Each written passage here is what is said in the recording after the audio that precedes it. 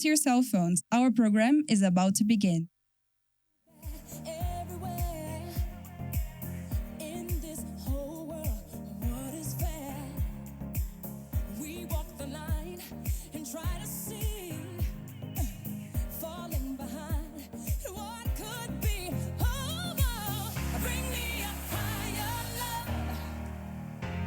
Bring me a higher love. Oh, bring me a higher love. Where's that higher love I keep thinking of? Bring me higher love. Bring higher love. Bring higher love.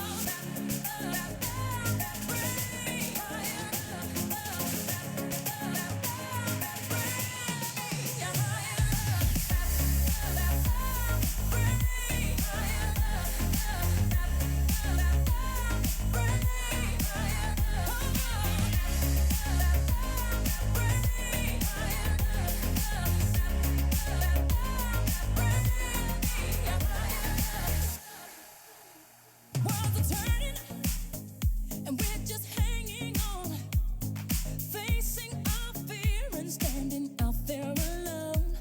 I yearn, yeah, and it's real to me. There must be someone who's feeling for me. Things look so bad everywhere in this whole world. What is fair? We walk the line and try to see, falling behind and what could be. Oh, bring me a higher love, my Lord. Bring me a higher love. Oh, oh, bring me a higher love, my Lord. It's that higher love I keep thinking of. Bring higher love. Bring higher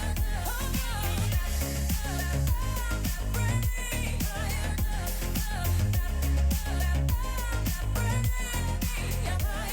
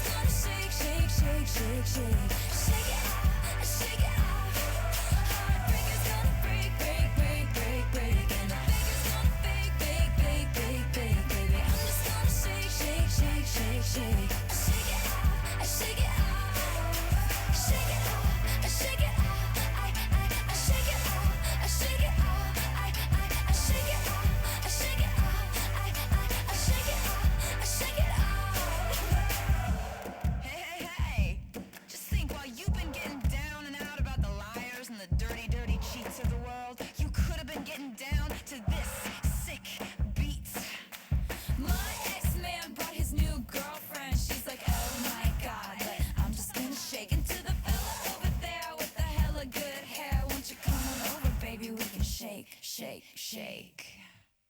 Yeah. 'Cause the players gonna play, play, play, play, play. And the haters gonna hate, hate, hate, hate, hate. I'm just gonna shake, shake, shake, shake, shake. I shake it up, I shake it up.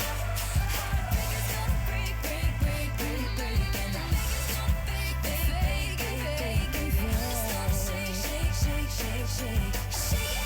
I shake it up, I shake it up. I shake it up, I shake it up. I shake it up, I shake it up. I shake it up, I shake it up. I shake it up, I shake it up. Shake it up, I shake it up. I shake it up, I shake it up. You got to. I shake it up, I shake it up. I shake it up, I shake it up. It doesn't matter if you love him or capital H-I-M.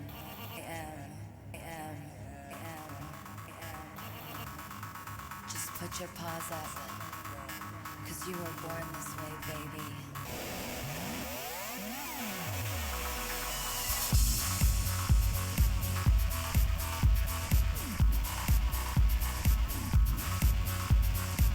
My mama told me when I was young, we're all born superstars. She rolled my hair, put my lipstick on, in a glass of her boudoir.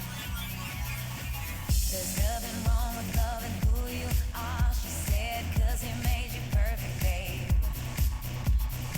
So hold your head up, girl, and you'll go far. There's nothing left to say.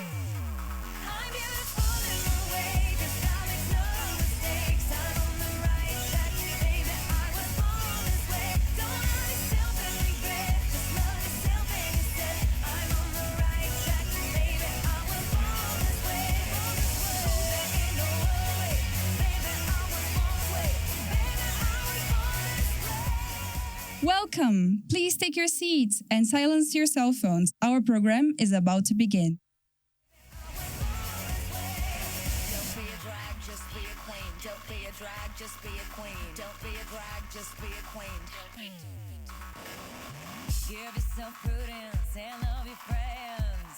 Subway can rejoice your truth.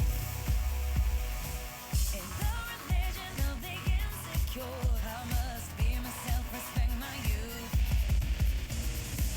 A different law is not a sin. Believe capital H-I-M. Hey, I love my life, I love this record, and me, I'm on it, rolling my eyes. I'm beautiful in my way, 'cause God makes no mistakes. I'm on the right track, baby, I was born this way. Don't hurt yourself and regret, just love yourself instead. I'm on the right track, baby, I was born this way. Oh, there ain't no other way, baby, I was born this way. Baby, I was born this way. Born this way, there ain't no other way, baby, I was born on the right track, baby, I was born this way.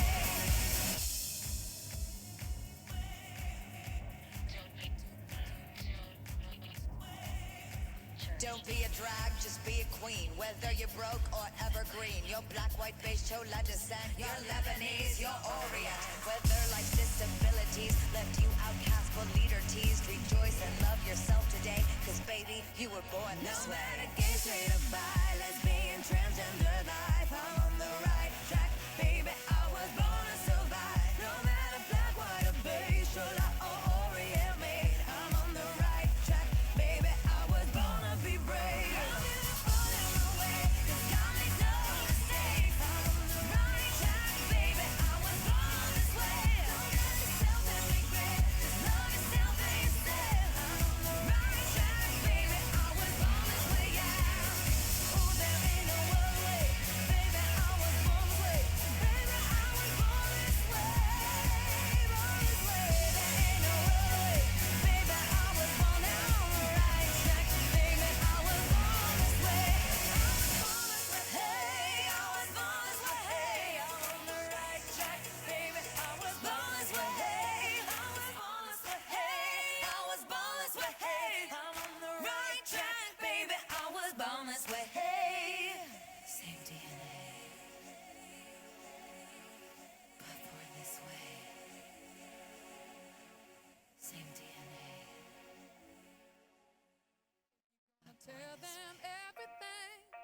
Tell him I'm a good kisser. Tell him all the things you told me in your desperate whisper. If you're gonna tell them everything, don't leave out the good part. Tell them the way that you broke my heart when you told me that you missed her. Tell them I'm a good kisser. Tell them I'm a good kisser. You know I'm not proud of the thing that we did. Did it work out just the way that you wanted it? After it all, I stood up tall. How can my mouth shut so you wouldn't fall?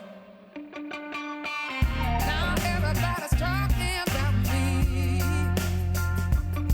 'cause you would dirty me up just to get yourself clean. Get yourself clean. If you're gonna tell them everything, tell them I'm a good kisser. Tell them all the things you told me in your desperate whisper. If you're gonna tell them everything, don't leave out the good part. Tell them the way that you broke my heart when you told me that you missed her. Tell them I'm a good kisser. Tell them I'm a good kisser. Tell them I'm a good kisser.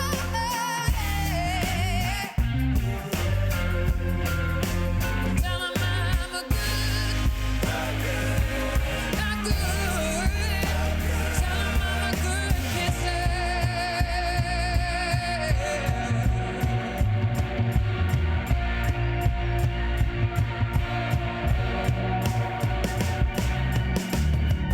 Should I have been wasting my time on you at all? No, no, no. Should I have seen the bad red writing on the wall? But I've still got time. You've got your story, and you know I've got mine.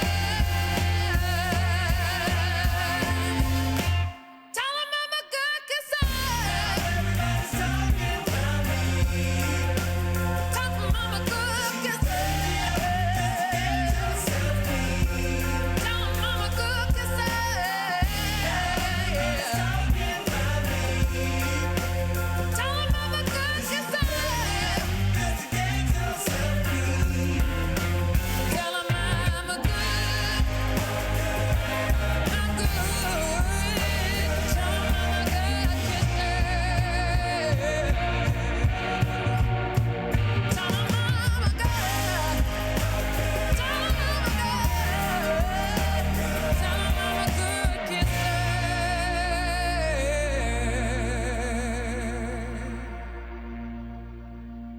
This is all it takes, falling in love with me. Possibilities that look like all you need.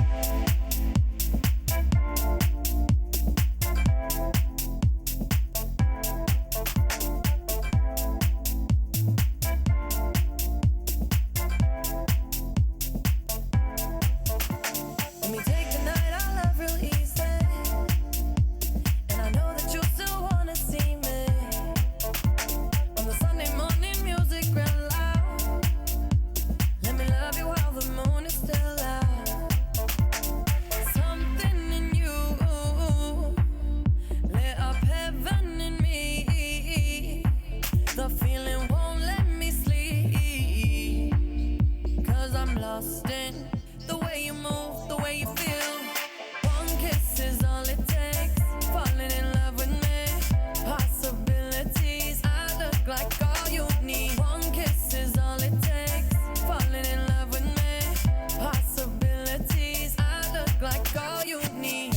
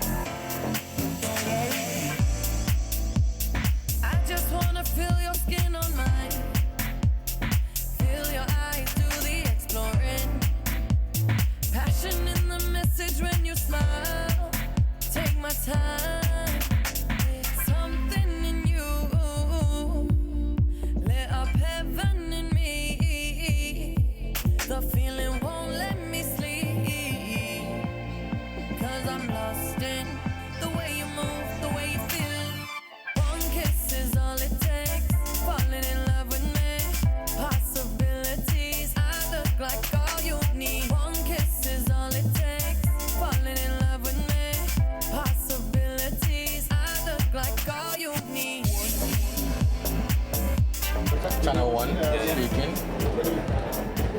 Channel 1 speaking. English, channel 1 speaking. Is it working? All right, thank you very much. Thank you.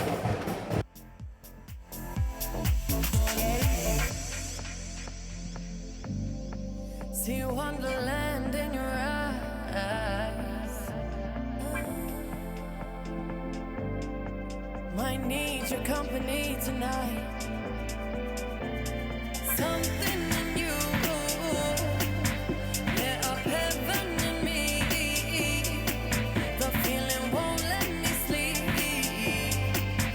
'cause I'm lost in the way you move, the way you feel. One kiss is all it takes. Falling in love with me. Possibilities. I look like all you need. One kiss is all it takes. Falling in love with me. Possibilities. I look like all you need.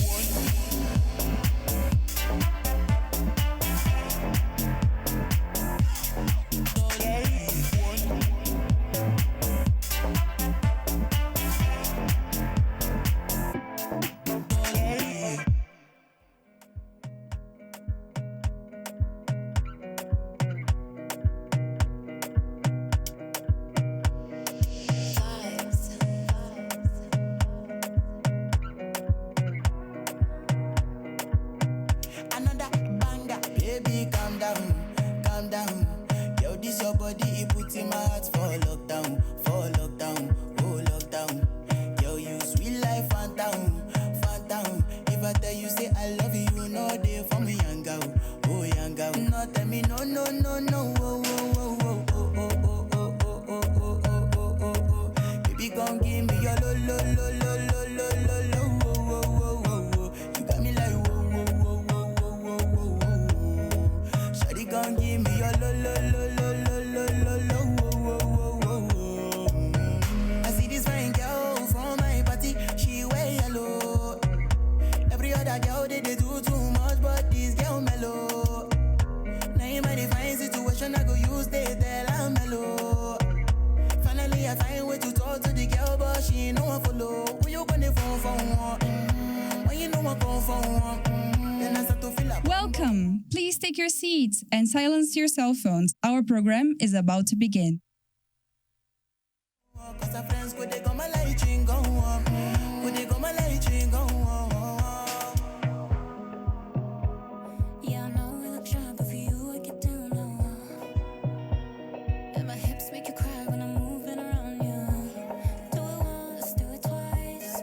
I push back, you hold me tight. Get a taste for a night. Baby, show me you can calm down, calm down. Dance with me and take the lead now, lead now. Got you so high that you can't come down, come down. Don't you ask, you know you're allowed, allowed. When it's you, I can't say no. Baby, give me low. You got me like Shawty gon' give me a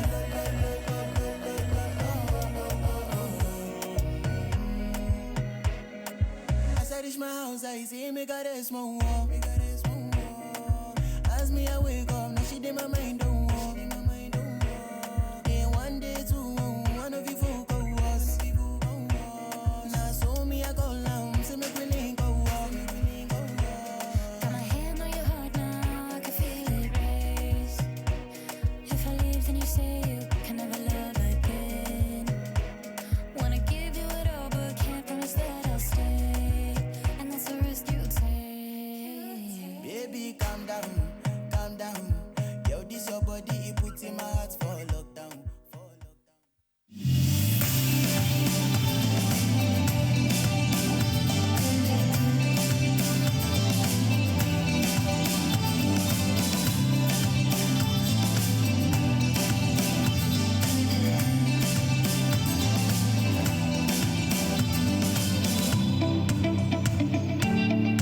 Good morning. Good morning, everyone, and welcome to this first plenary of Women Deliver. It's wonderful to see you all this morning. A huge round of applause for yourselves. And thank you for being so wonderfully patient as we prepare for this exciting and dynamic first plenary of Women Deliver.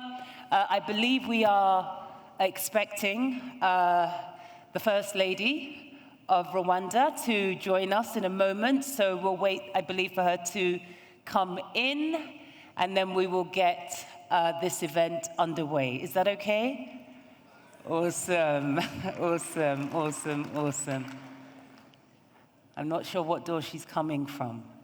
A bit like yesterday.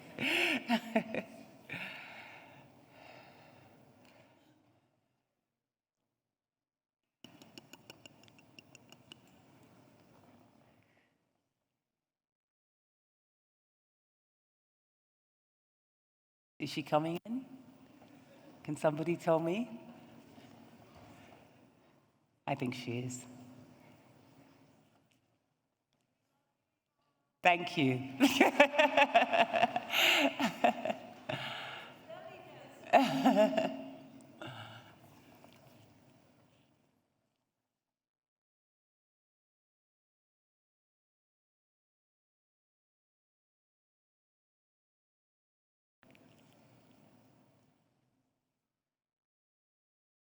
Awesome. Let's be on our feet to welcome Rwanda's First Lady, coming in from my left-hand side.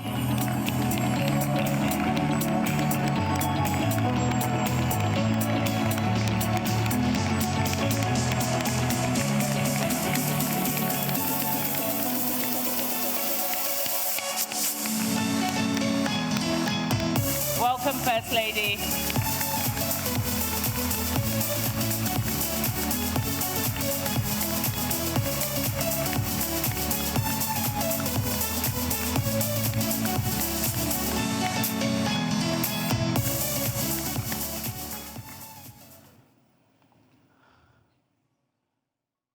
Welcome, welcome, Your Excellency. Thank you so much for gracing us with your presence today at this event, this first plenary of Women Deliver 2023 on the state of gender equality in the era of crisis. My name is Yvonne Ndege. I am an international journalist, broadcaster, moderator, mother, who is truly honored to be with you here today. From climate change to armed conflict, food security, the pandemic, global debt, and a dooming recession, to name a few, the last few years have placed us in a nexus of various compounding global crises. But what does that mean for the state of gender equality? We know that crisis exacerbates and reinforces gender inequalities. This includes girls and women, particularly those facing multiple inequalities. During moments of crisis, marginalized groups are disproportionately impacted, burdens deepen, support systems collapse, and progress previously made towards gender equality and human rights can regress. Yet young people and women have been also mobilized to protect their communities as leaders, as peacemakers, health workers, climate champions, social workers, and more.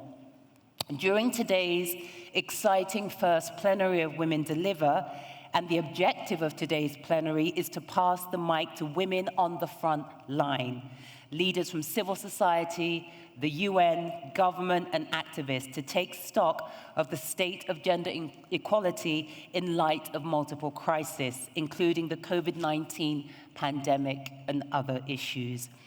We hope to provide a picture of the impact of crisis on gender equality, including its disproportionate impact on girls, youth, LGBTQIA+ people, people with disabilities, and others holding marginalized identities, who will apply a feminist lens and discuss the intersectional impacts to some of the global crises around the world and their responses.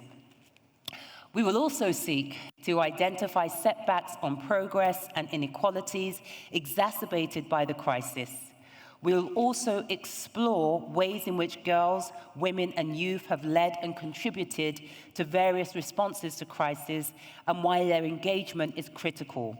We hope to have a thought-provoking conversation and discussion on macro solutions for safeguarding gender equality in the face of crisis, ceding space to decolonial and feminist leaders to examine opportunities and solutions to build back in a more just, equitable, and inclusive manner.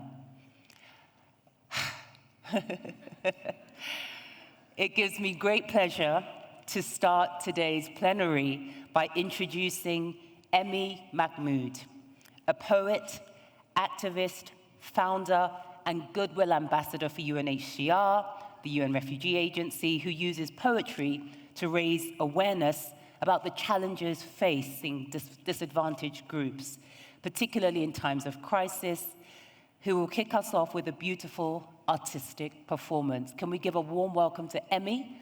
I believe she should be coming from my left side.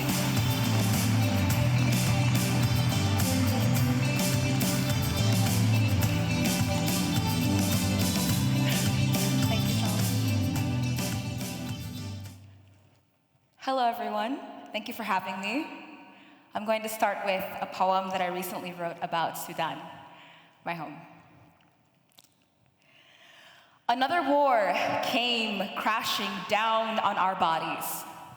The cut of a broken piece and the bite of a broken promise are the same, except with the first one, death follows and takes everything around you. Back home, our skin is green because we're full of life. But a full life looks so different when it's poured out onto the rubble. Rotting in the streets, every university became a grave, every garden a final resting place, our brothers and sisters falling faster than we can dig the holes. Bloodlines burned, singed to ash, soil, nothing to sand, ashes to dust. On the receiving end of a bullet is a mother, a little girl, a brother, a family, a home. Airstrikes, ahoy, Dana, airstrikes, ahoy, Dana. Blood in the streets of Khartoum and Al-Ubaid. Blood in the wadis of Diyala and Janena, in the mountains of Al-Fashir, the pyramids of Marawi, blood across the sky of our beautiful country, Sudan. Baladi, my love, who did this to you? Who stripped you bare and turned all your children loose? The bodies fall, they don't stop. The killing starts, we don't run, hoping against hope that it's a mistake, that if we sit quiet and still enough, then maybe it'll stop, that if our hearts beat loudly enough, they'll know that we're human, that we bleed the same blood, that we bleed the same blood. Who decides who lives or dies? My uncle Abdul Aziz walked home from prayer. The bomb soared down from above, took him and 4 other neighbors from us. Sunrise saw my cousin Ammar on his way to college, my uncle Ibrahim resting at home. Each found a bullet, each found an end. My uncle Ibrahim Ahmed lost his life when the hospitals shuttered, became more dangerous than the disease that robbed him. I held my mother as she cried for her brother, for all of our people across Sudan. One on the first day, one on the second, another soon after. Our families broke fast together one day and planned burials together by morning. The next day comes and there's nowhere to run. My country falls to pieces and my people go missing one by one. Roads covered, rubble still bleeding, sent to the bottom of a crater, reduced to a footnote in a world said to be in crisis. First orphans, now refugees. For the first time, the second or the third home is burning. See the buildings falling, see the fire flashing, hear the people evaporating before our eyes. The hospitals filled with the wounded and our lungs filled with ash, and the hospitals closed and the borders too, and the headlines named our killers but not us. And the world keeps moving and the people whisper it's a mystery. And their names turn to memories in our mouths, their names turn to memories in our mouths. A country without its people, a people robbed of time. How can I explain what it's like to sleep and not wake up? And to know, or wake up and know that it happened again. And you are oceans away, weeping, praying, screaming for our voices to be heard, dying for our lives, literally dying for our lives. Who pulled the trigger? Who bought the bullets? Who sold the guns? Who will stop the war? Tell me how to make it stop. Tell me how to make it stop. My country, Sudan, Baladi, who did this to you, my love. My country, can you hear me? My country, can you hear me? Thank you.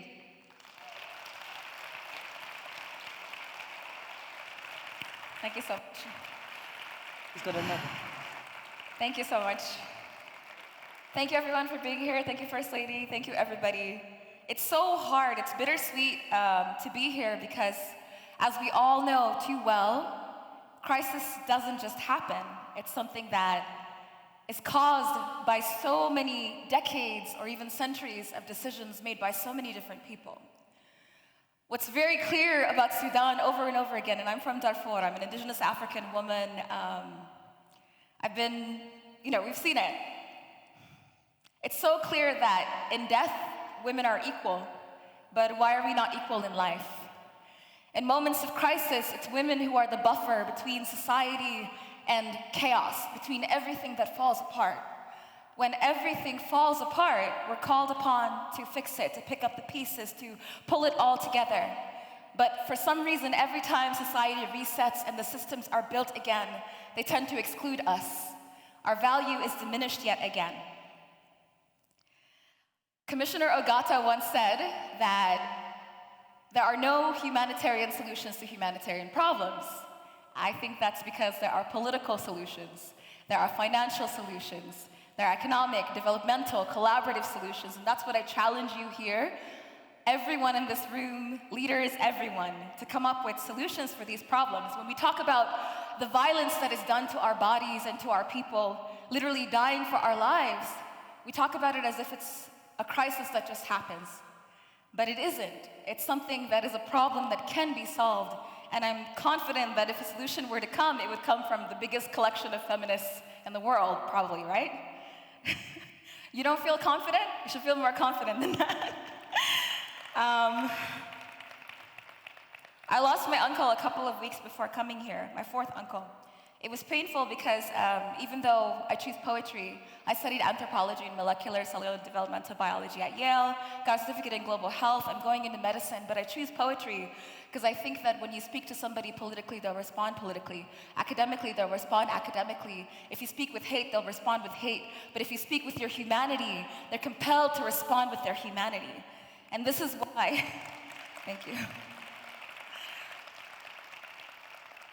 This is why I truly believe that if we work together, we can create a peace that will center the people. I heard something very beautiful yesterday about how Rwanda came to be where it is today, after going through very much similar things to Darfur and just so much that is just hard for me to talk about right now because of what's happening.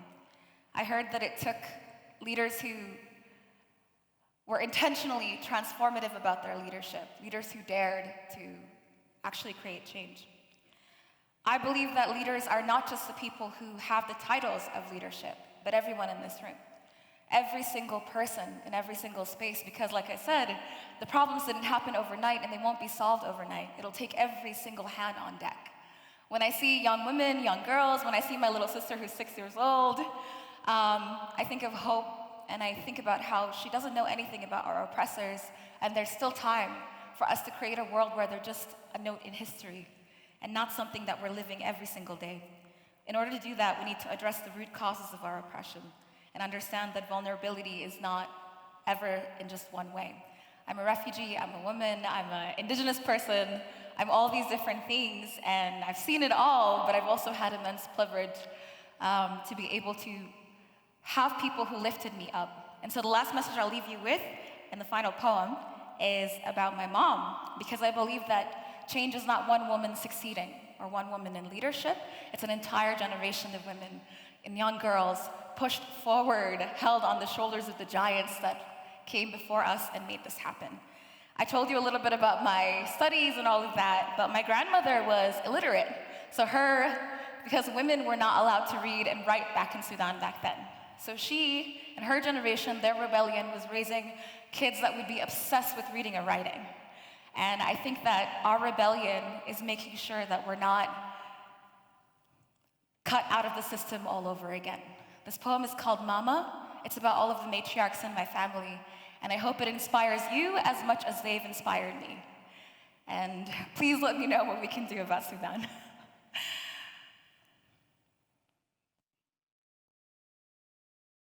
So I'm walking down the street when a man stops me and says, "Hey, yo, sister, are you from the motherland?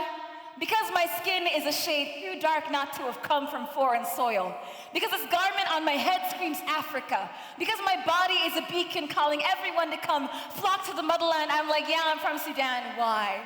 He said, "Yes, you is, because you got a little bit of flavor in you. Don't get me wrong, I'm just admiring what your mama gave you." Let me tell you something about my mama. She can reduce a man to tattered flesh without so much as blinking. Her words fester beneath your skin, and the whole time, you won't be able to stop cradling her eyes, because my mama is a woman, flawless and formidable in the same step. Woman walks into a war zone and has warriors cowering at her feet. My mama holds all of us in her face, in her body, in her blood, and blood is no good once you let it loose, so she always holds us close, keeping us safe from caving in. When I was 7, my mama cradled bullets in the billows of her robes. That same night, she came home and taught me how to get gunpowder out of cotton with a bar of soap. Years later, when the soldiers held her at gunpoint and asked her who she was, she said, "I am a daughter of Adam. I am a woman. Who the hell are you?" And the last time we went home, we watched our village burn. Soldiers pouring blood from civilian skulls as if they too could turn water into wine. The woman who raised me turned and said, "Don't be scared. I'm your mother. I'm here. I won't let them through." My mama gave me conviction. Women like her inherit bruised wrists, tired eyes, and titanium-plated spines. The daughters of widows wearing the wings of amputees. They carry countries between their shoulder blades. Now, I'm not saying that dating is a first world problem, but these trifling guys seem to be the kind who'll quote Rumi, but not know what he sacrificed for war, who'll fawn over Lupita, but turn their racial filters on, who take their politics with a latte when I take mine with tear gas. Every guy I meet wants to be my introduction to the dark side, wants me to open up this obsidian skin and let him read every tearful page, because what survivor hasn't had her struggle made spectacle? Don't talk about the motherland unless you know that being from Africa means waking up an afterthought in this country. Don't talk about my flavor unless you know that my flavor is insurrection. It is rebellion. It is resistance. My flavor is burden. It is grit, and it is compromise. And you don't know compromise till you've rebuilt your home for the third time without bricks, without mortar, without any other option. I turned to the man and said, "My mother and I don't walk the streets alone back home anymore. Back home, there are no streets to walk anymore." Thank you. Thank you, everyone. Thank you so much. Thank you. Thank you so much. Thank you. Thank you, everyone. I left my notes on this chair. Thank you, Emmy. A round of applause for Emmy. Thank you. She was great. She was amazing. I hope she warmed everybody up. We all love poetry and the spoken word, don't we?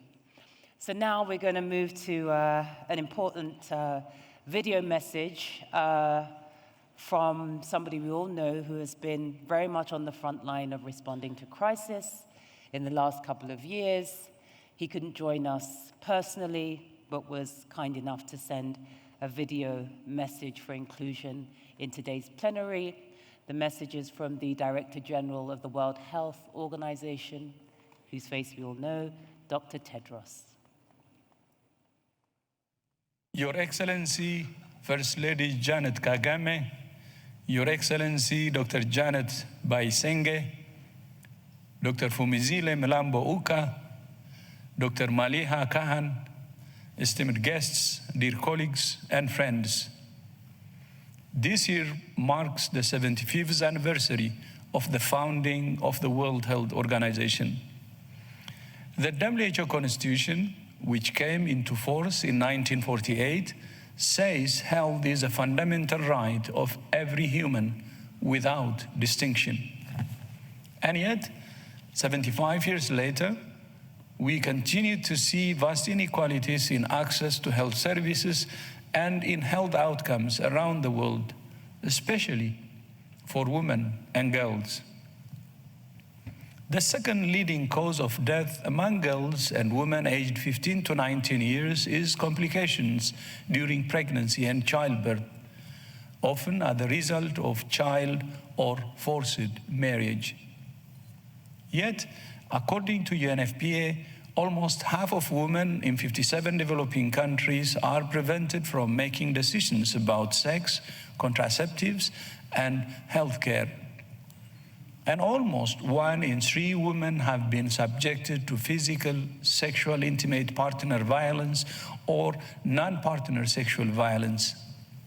Harmful gender norms are also detrimental to men's health. Violence, road injuries, and suicide are the top 3 causes of death of young men. Boys and men also have higher rates of smoking and harmful use of alcohol. All these gender inequalities are exacerbated by crises such as the COVID-19 pandemic, conflict, economic hardship, and climate change. Some of the health services most vital to women's sexual and reproductive rights were severely disrupted by the COVID-19 pandemic and have not fully recovered, including access to contraceptives, safe abortion care, and response to sexual violence. The impacts of climate change also threaten women's health through heat, drought, water access and quality, food insecurity, and more. As one of the few social institutions that engages with people across their life course, health systems play a critical role in ending gender-based discrimination. However, the health sector is not immune to inequality, with women earning 76% of what men earn across the sector. Our resolve to end gender inequality should strengthen, not weaken, when we face these challenges.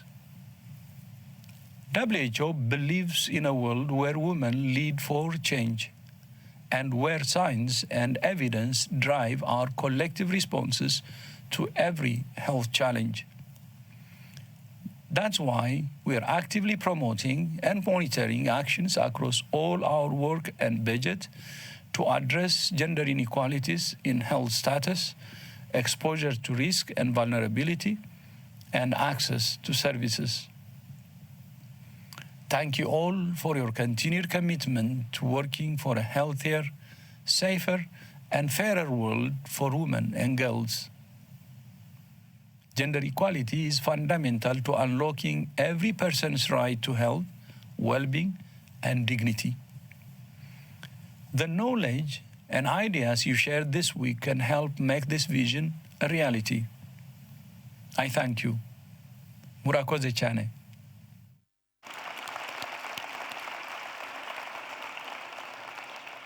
A wonderful message from the DG of the World Health Organization. Now we want to get straight into our panel discussion with our wonderful panelists. This conversation is called Girls and Women on the Front Line. I want to start by introducing each of them.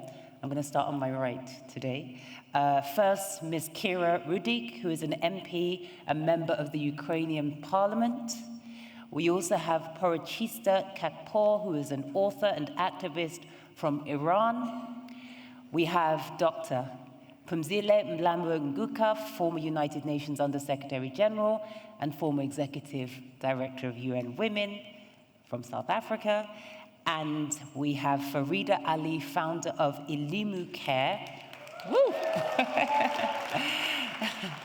From Kenya, a grassroots community organization. And last but not least, I know you're outnumbered here today, Nyao Deng, who is a community activist and organizer from South Sudan, who has been working primarily with refugees. A round of applause. And I'm going to sit down and we're going to start the discussion. It's nice to sit. A round of applause for our panelists.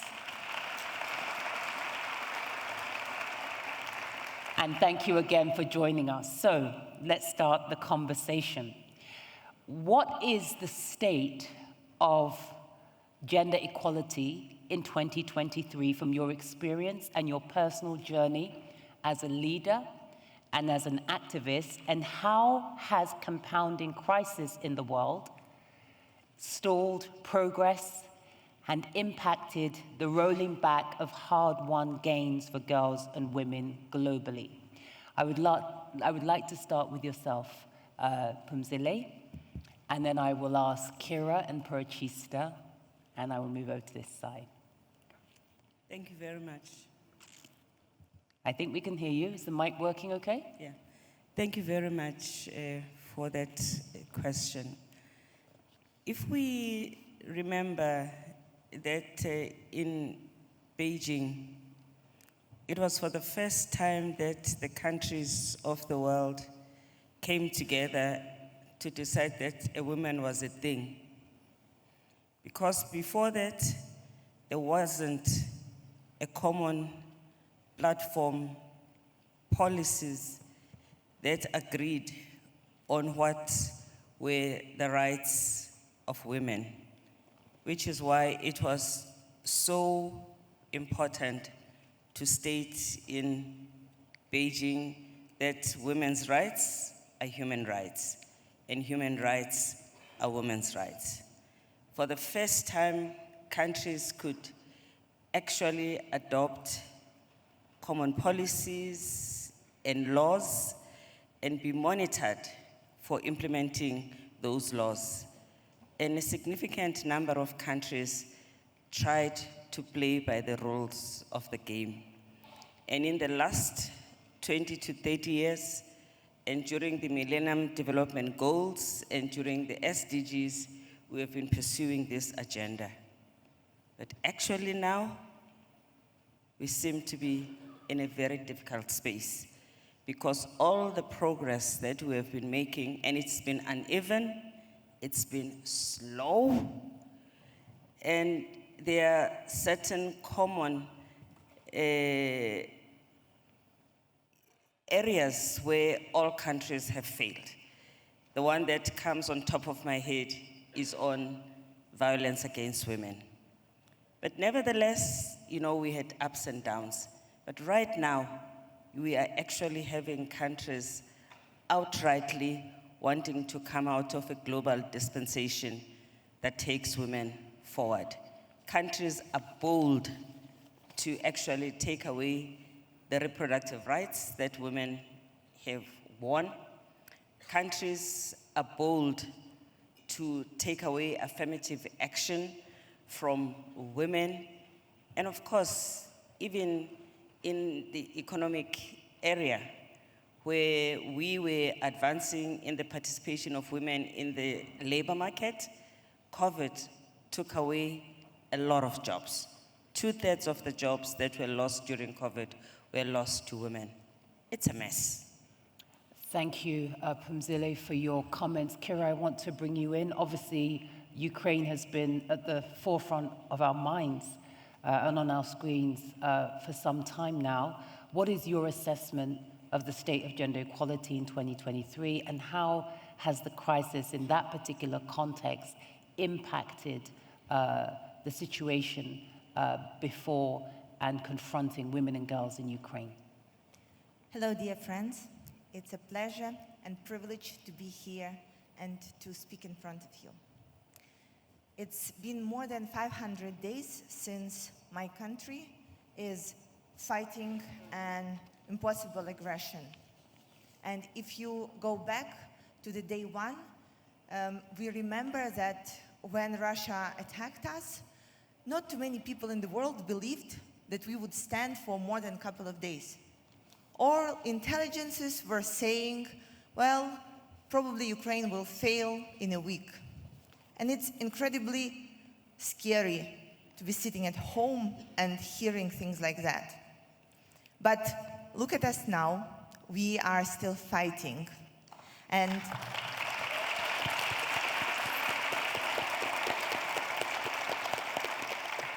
there is this saying in Ukraine that when Putin attacked, he only calculated men in Ukrainian army, and he did not think that we have women who are ready to fight for their country, women who are ready to stand for their country, women who are ready to do everything possible or impossible to bring peace. And there comes the democracy. Because the luxury, and it hurts me calling it a luxury, but a luxury that we have in Ukraine as women is that we have a choice. So when an enemy comes to your home, you have a choice that is only up to you. You can join the army and become a warrior and stand against the aggressor. You can become a volunteer and help getting everything for the army, all the weapons and supplies, and work at the factories. You can work at the humanitarian front, making sure that we are all standing together. You know, my mom says, during a time of crisis, people should be as close as the birds on a tree, like standing very close to each other. And this is what you can do for your community. You can make sure everybody's standing together, working together for one cause.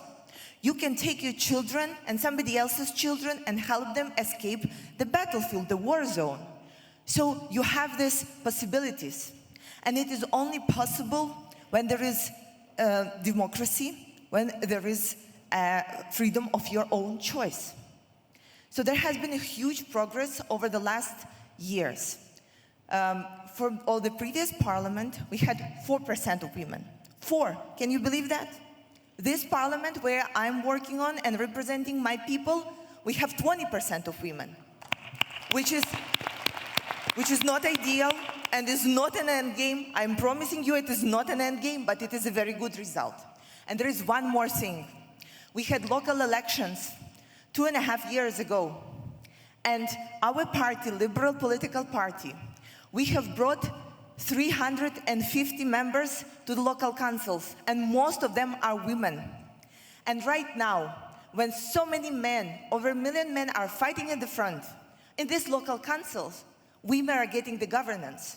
So last year, when we have seen this situation, I gathered the women who were minorities at these councils and say, ladies, this is your time to rule, your time to push forward, your time for a change. So no matter how heartbreaking, and honestly the worst thing that could happen to a country and to a person is war, it is also an opportunity to make a step forward and step ahead, an opportunity to be heard, an opportunity to matter. And this is what Ukrainian women are doing, and this is why I'm so proud of it. You know, we are a living proof of one particular thing. You, yourself, are more capable of things that the world expects of you, but also that you expect of yourself. Thank you. Thank you so much.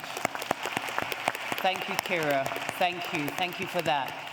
Let me bring in Purchista. Same question to you. The state of gender equality in 2023 and the impact of crisis. Iran has also been very much at the forefront of our minds with the protests that we have seen unfolding there in the last couple of years. What is your assessment of the state of gender equality, and what has been the impact of crisis? Again, thank you so much for having me. It's an honor to be here. It's wonderful to go after a Ukrainian representative because we have been so inspired by Ukraine. For Iran, it's our great hope to see something like that. And every single day when I go on social media, I see Iranian activists talk about Ukraine. So it's also an honor. I have to say it's a bit bittersweet for me because I'm Iranian American, and my American end actually is a bit more pessimistic, scarily enough. We're fighting for abortion rights. We're losing affirmative action. Our nation is in all sorts of crisis, pretty much torn between left and right, Democrats, Republicans. The unity seems very difficult to imagine. So a lot of people feel despair, I think, in America, rightfully so. But the Iranian side of me, interestingly enough, which is usually the more depressive side, has a bit more hope because of the events, particularly of the last 10 months. Just over 10 months ago, we had the very tragic death of Gina Mahsa Amini, and that has changed Iranian history forever. We have one of the greatest, we don't even call it protest movement anymore, we call it a revolution there.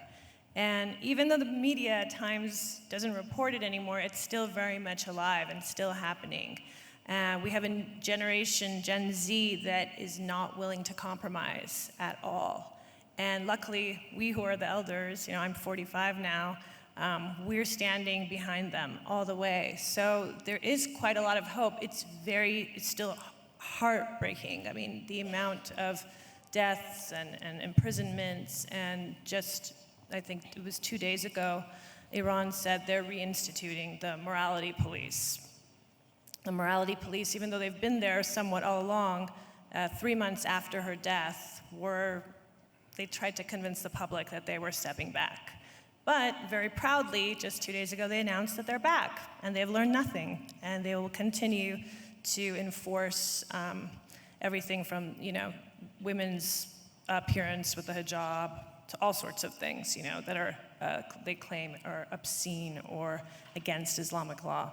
So we have this whole thing in Iran, but what's really interesting is we have a very, very defiant and very unified generation that's no longer going to deal with this sort of, institutionalized bigotries that were normalized by our government.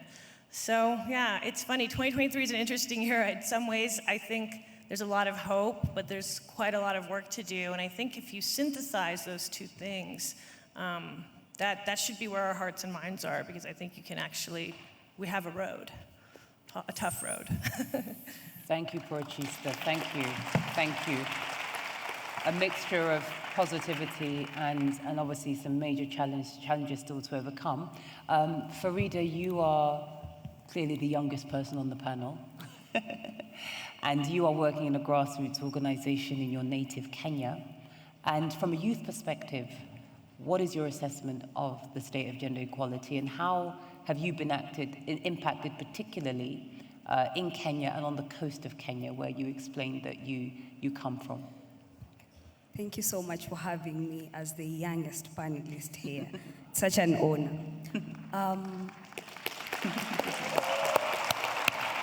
Okay. As a young woman who was born and raised in Mombasa, which is the coastal region of Kenya, where women have always been seen not to have power, and we are always stereotyped to be uneducated. Sitting in this panel here today is actually a powerful step to the journey of gender equality. But that's not enough. We are still not yet there. In the coastal region where I come from, the number of girls who transition from primary to secondary school education is very low, very, very low. And the cases of school dropout and early pregnancies have been seen to rise in the coastal region. And it breaks my heart that even for those girls who make it to secondary school education, the next step, or rather the next stage of their lives, is usually seen as marriage. So my message to the world out here, just as a reminder, that gender equality is not only a women's issue.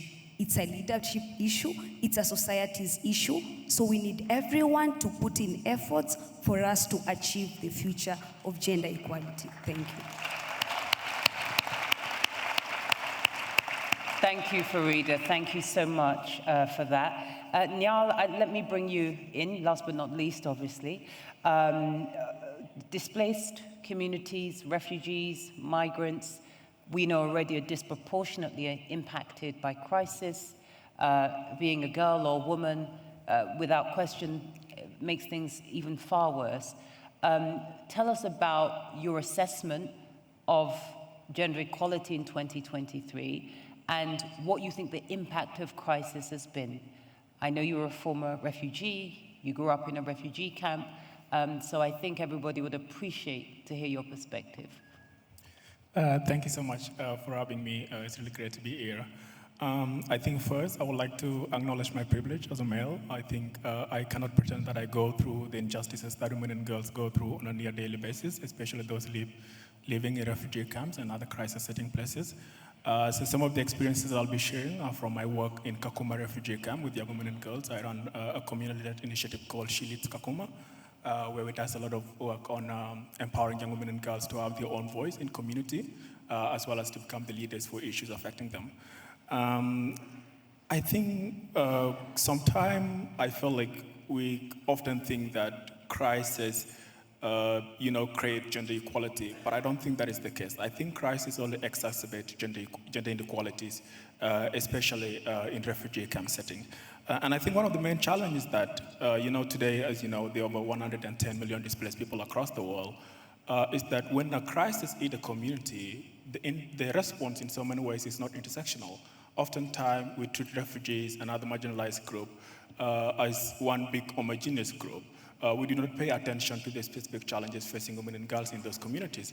So I think that creates an environment where there are no systems and structures that help and promote the advancement of gender equality, but also the elimination of the injustices that women and girls go through in those places. And I think that should be the bottom line of humanitarian responses, because when you don't eliminate injustices, that is why we have refugee camps today that have been there for over 30 years. I grew up in Kakuma refugee camp in Kenya. It's been there since 1991. And we still have that refugee camp today. There are people who have spent all their life there. I still have my family in the refugee camp. I have all my friends in the refugee camp. And that is because humanitarian organizations do not put a lot of efforts in saying that we first need to ensure that our first mission is to actually not exist. And we do that by ensuring that we eliminate the injustices that these communities go through on a daily basis so that they could be free and they could be able to live a life of dignity. And that includes women and girls.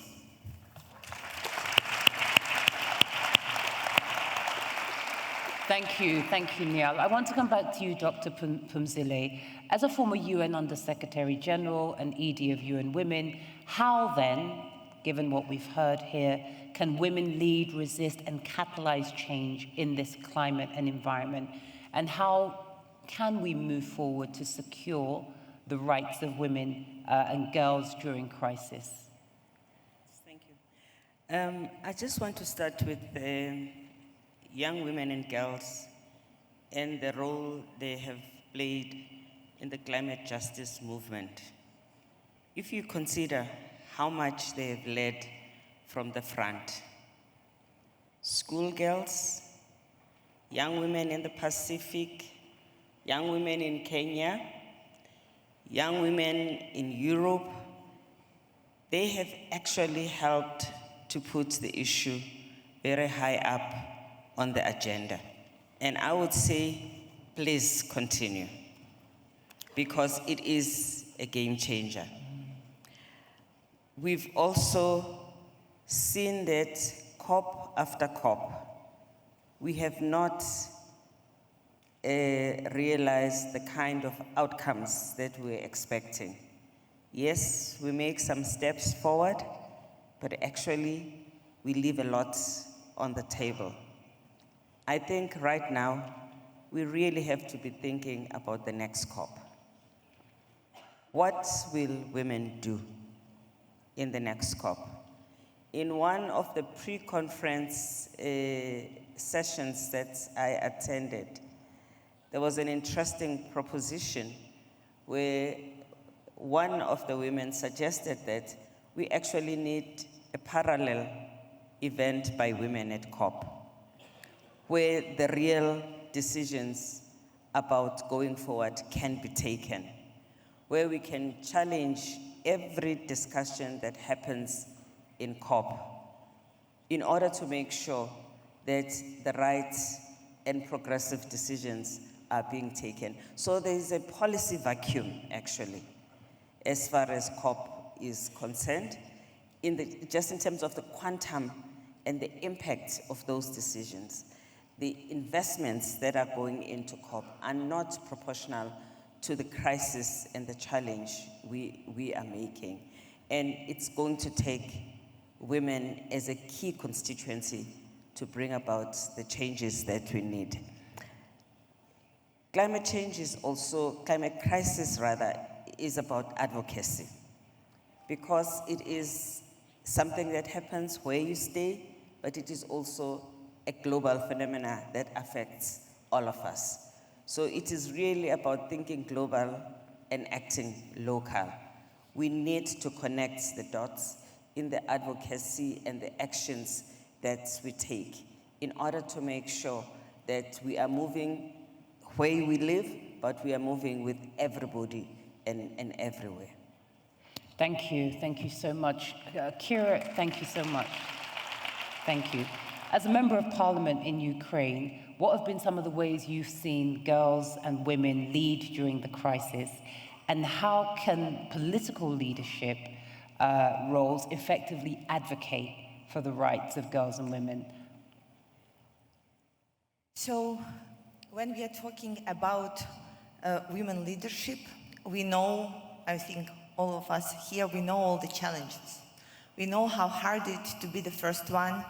We know how complicated it is to break the glass ceiling that we are facing.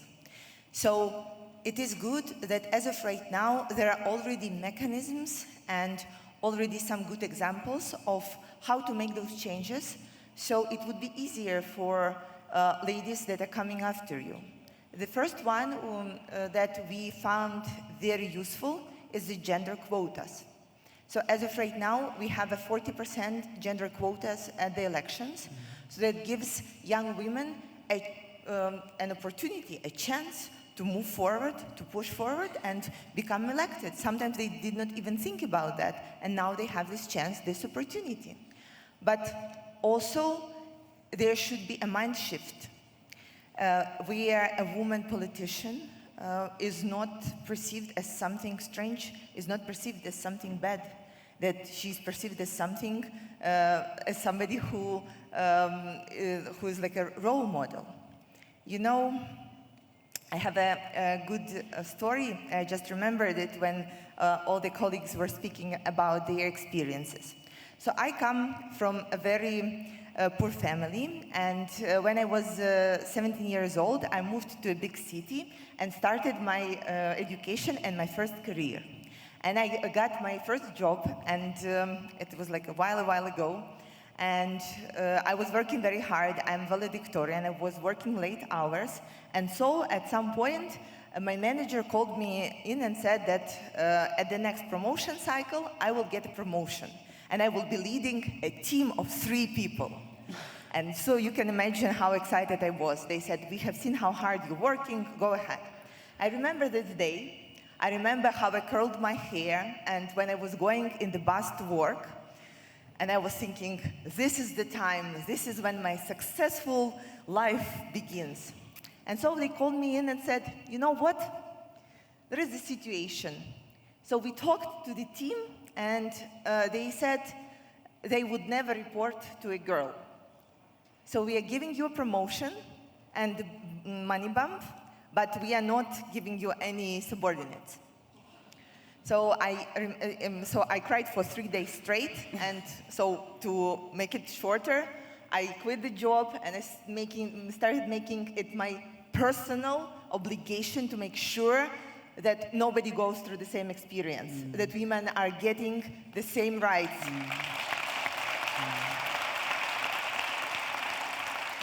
But you know what is the most important?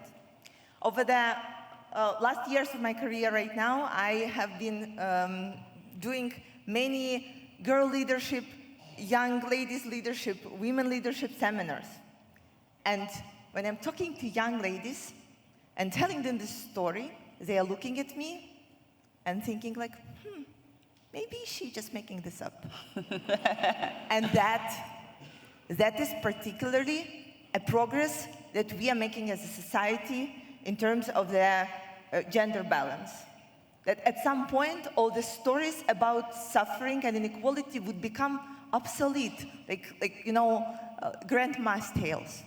And on one of the last community speeches that I've done, there were Q&A, and there was a little girl.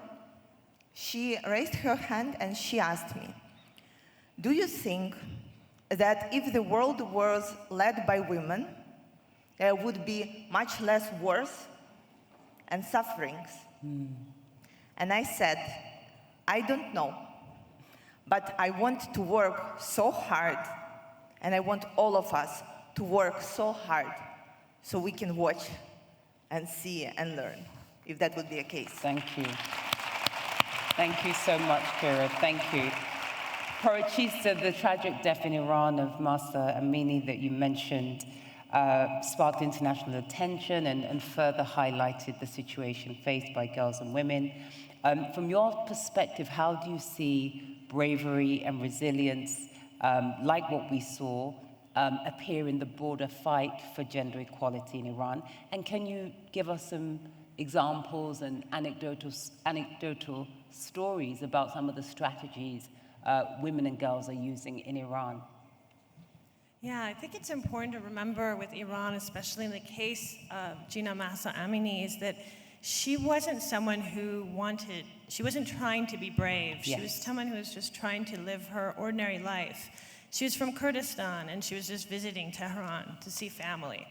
And that's when she was isolated and, you know, we can assume criticized for how she was wearing her hijab and then murdered. Of course, this is the story that the Iranian government still wants to deny. They would like to believe that she collapsed and just fell into a coma and all her bruises are, who knows? It's obviously lies. But I think that's actually very important to remember, that this is a story of an ordinary woman who was not even an activist, who just resisted something that any human being should resist. And that's another human being telling you how you should appear, how you should carry yourself. This happens every single day in Iran. You know, I left Iran in the early 80s, and every generation of my family has had some interaction with the police there, where either they've been in jail or they were detained. My mother was an activist. You know, every single person in my family was involved in that and has been chastised in a way and has lived in fear. But I think this is something really important to remember. In Iran, one of the things the morality police often tells women when they detain them is, okay, you want to be free, you love freedom, right? How about freedom to be raped? How about freedom to be murdered? If we don't protect you, that's what will happen. So they literally tried to create fear. Now I'm Muslim. That is not Islam. None of this is Islam. Capitalizing on people's fear to control them is as far as you can get from anything like that. So I think it's very important that we resist fear. I think there's a lot of governments of the world, all sorts of really nefarious forces that are hoping that we'll be afraid and that our fear will divide us. I think it's really important that we organize, that we connect, that we unify, that we also do a lot of cross-generational work. I know a lot of people my age already are like, oh, I don't want to be on TikTok, oh, I don't want to be on, this and that. But those were major forces of revolution, actually, in Iran. I mean, without TikTok, it sounds crazy to say, I mean, TikTok was an amazing force of letting people know what was going on. And in the past, Iranians used proxy servers. Now there's all sorts of ways that they can access the internet. And so social media was very potent. I used to not like being identified through hashtags online because my family was so targeted. But this year I found myself thinking, who cares? Let me step up to it. All these young teenagers in Iran are willing to risk their lives, and they're willing to be identified. So I think that's also something that feels a little bit optimistic, that once you abandon fear and you really unify, you can get a good grasp on a sort of collective love. And you realize that's a very powerful force. And that's one thing that they can't fight with, that sort of autonomy that is truly, truly rooted in love. Great. And can you tell us about some of those strategies that young women and girls are actually using? How are they responding? How are they reacting? So it's very interesting, a lot of the strategies. Like, for instance, there's a very famous photo of a bunch of young schoolgirls that many of you have probably seen, where kind of giving the finger to a cleric's portrait, right? And you see them all from the back with their hair down. So, everyone knows not to identify those young women. People do know who some of them are or where it is. But there's a little bit of a code of anonymity that goes with visibility. So this is very complicated. There's a lot of sophisticated conversations right now on social media about doxing. Obviously we know not to dox people, but in this recent wave of protests, there was a tendency for people to ask, who are you? But in Iran, they have to use anonymous identities. As an American, we sometimes don't trust people who come anonymously or seem like bots. So there's a lot of trying to connect and figuring this stuff out. The other thing is a lot of really young women were begging older generations to please look at their social media, to please join in. And at first there was some resistance from that because I think a lot of Americans felt exhausted by some social media movements. But we can't get exhausted because that was something new for Iranians. So I think all across the world we have people coming to different levels of power and kind of figuring out how their communities operate. And I think we have to think globally and all be there for them because the big fear is that we'll be forgotten. Thank you, Brochista. Thank you so much. Farida, from the youth perspective, you talked about the situation facing girls in your community, in particular, lack of access to education, a very low percentage of girls transitioning from primary to secondary school, child marriage, teenage pregnancy are some of the issues impacting the fight for gender equality. And then, of course, we've had this pandemic. The question for you is, what are some of the solutions that you see that young people can utilize or harness to remove these challenges and these barriers? Well, allow me to take everyone through a visualization process. Let's just think back in 2020 when the world was hit with the biggest crisis. We might have forgotten about it, but those in the humanitarian sector inside here can agree with me that the poor people and the vulnerable people in the world suffered the most. It is during this time that I volunteered myself in a youth network where we mobilized resources to help the people living in the slum area of Mombasa. It is during this time that I witnessed girls who couldn't have access to education simply because they didn't have electricity, they couldn't afford internet, or even afford just a simple electronic device like this. But for those who had a privilege, they could continue with their studies. So I challenged myself to resource mobilize locally and get books. Got the books to them so that it can help them all through their education. At a glance, this simple initiative, thank you so much. At a glance, this simple initiative might look like it didn't have a greater impact, right? But what this did to the lives of these girls, it gave them confidence and a voice, which they can use to challenge whenever their rights to education or even protection is being denied. So I would really love, and I actually request that this to be replicated in all humanitarian sector. We listen to the voice of young girls and actively involve them when it comes to decision making. Awesome, thank you so much. I fully concur. Now, last question to you. In advocating for gender equality in crisis settings, what are some of the specific resources, support systems, and interventions that you believe are crucial to ensuring the advancement of gender equality and empowerment for girls, particularly for those who are displaced, migrant women, refugees, mobile communities? Thank you so much. Growing up in Kakuma refugee camp, when I was in high school, that is when I started getting involved a lot in the community. The first thing I noticed is every single time there's a community gathering, be it a game and sport activity, be it a workshop, be it a community event, be it a work, be it a training program, you'll see that there are one or two men and girls showing up, especially young women and girls. I realized that there were a lot of structural barriers in the refugee camp that were limiting young women and girls from participating in those opportunities and engagement program. And that is how I came up with Shilit Kakuma to address that issue. And just coming, to some of the resources that I think are very important. I think one of the most important things that we have heard a lot about from some of the young women and girls we have worked with. So we started in Kakuma refugee camp. Recently, we extended to the Dab refugee camp. It's another refugee camp in Kenya. One of the most important things is safe community spaces, ensuring that there are safe community spaces for women and girls. Those is providing them with a safe and secure environment to access education, to access a skill training program, as well as they foster empowerment and a good sense of community, which I think is critical to their liberation resistance struggle, because I believe that we have to give these young women and girls the tools and the resources to be able to lead the whole struggle, because they're already leading it. I think another one, which I also think is important, is gender-sensitive healthcare.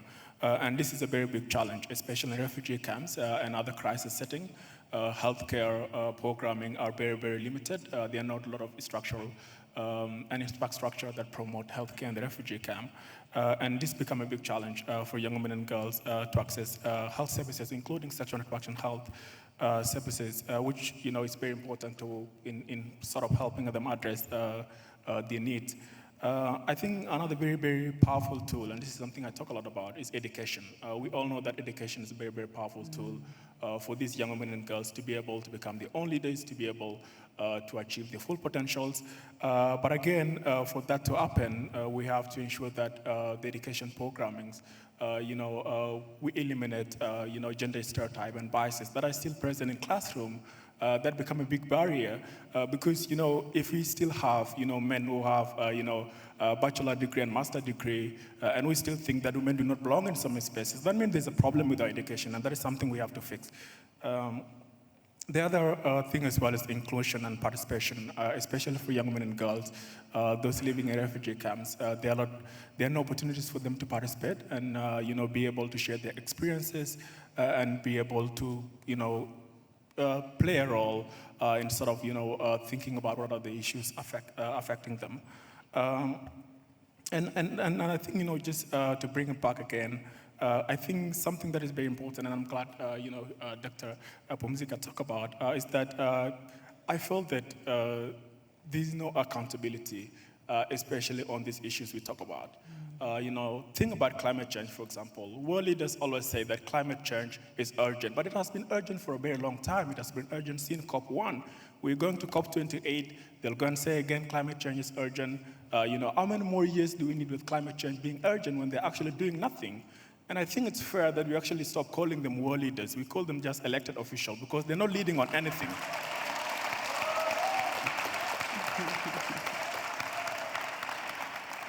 It is young people who are leading the way. When we think about climate change, we don't think of them. We think of young people like Vanessa Nakate. We think of young people like, Greta Thunberg. They're the one leading the way. When we think of education, we don't think of world leaders. We think of Malala Yousafzai. We think of young people like Fashana that are doing a lot of work ensuring that human girls can go to school in Afghanistan. And I think what we need to do is to ensure that when we come here, we can actually call each other out.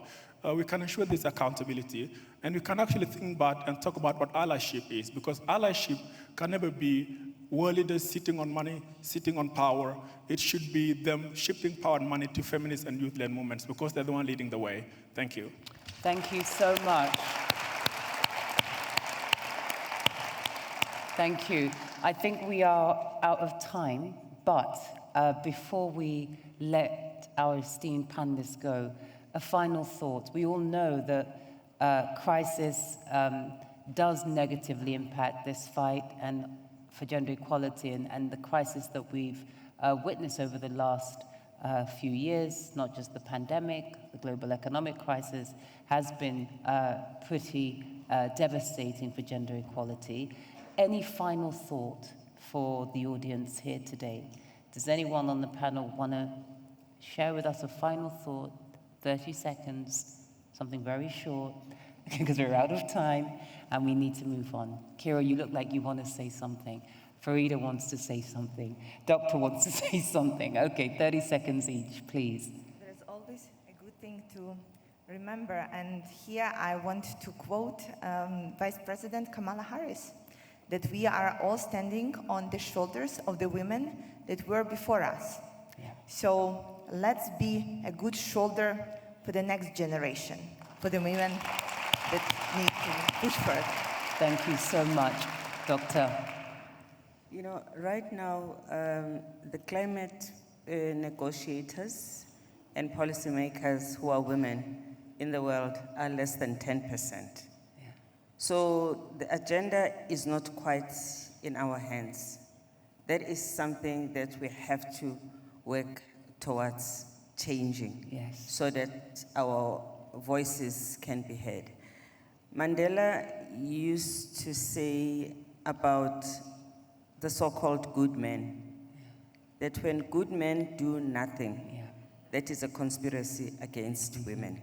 There's a lot of conspiracy against women in climate change, and it is our responsibility to try and change it. Thank you so much, Doctor. And Farida. Okay. Mine will be a call to action to all the governments and donors. Let's prioritize funding and supporting access to quality education to girls in crisis region. And protecting them from gender-based violence and any form of exploitation. And to any young advocate out here, the journey might not seem to be hard, to be easy. I know we are facing a lot of challenges out here, but I want to remind you that whatever me and you choose to do or not to do now cannot be undone in the future. Thank you. Thank you so much. Great. So I want to say thank you to our panelists. I think a round of applause for all of them.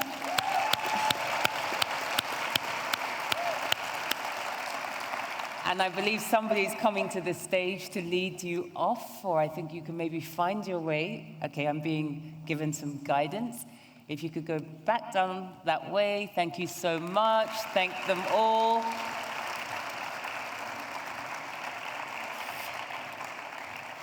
Fantastic. That was really great. There's going to be a bit of a wardrobe change and rearrangement of some of these chairs as we now move to our second panel. I hope everybody found that to be an enriching conversation, especially Her Excellency, who is still here with us, and we're grateful for that.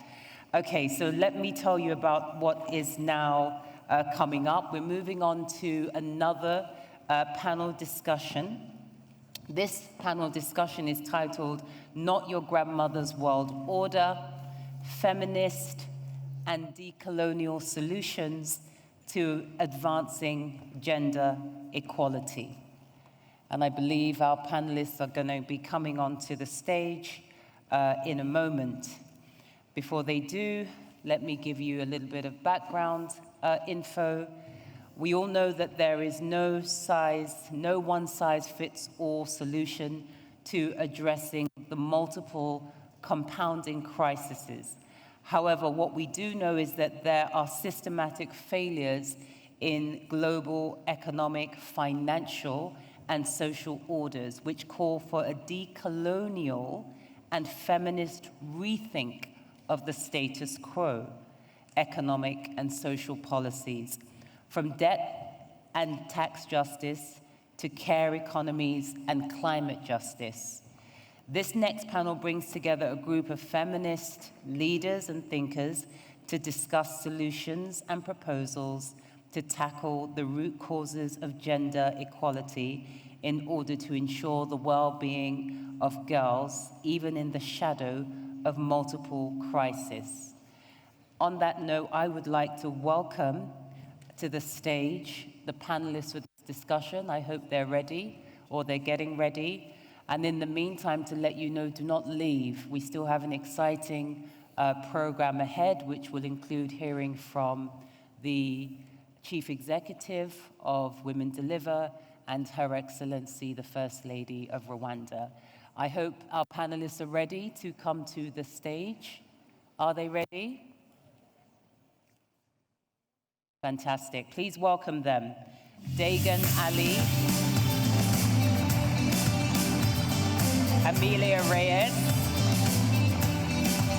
and the Honorable Millie Grace Odhiambo.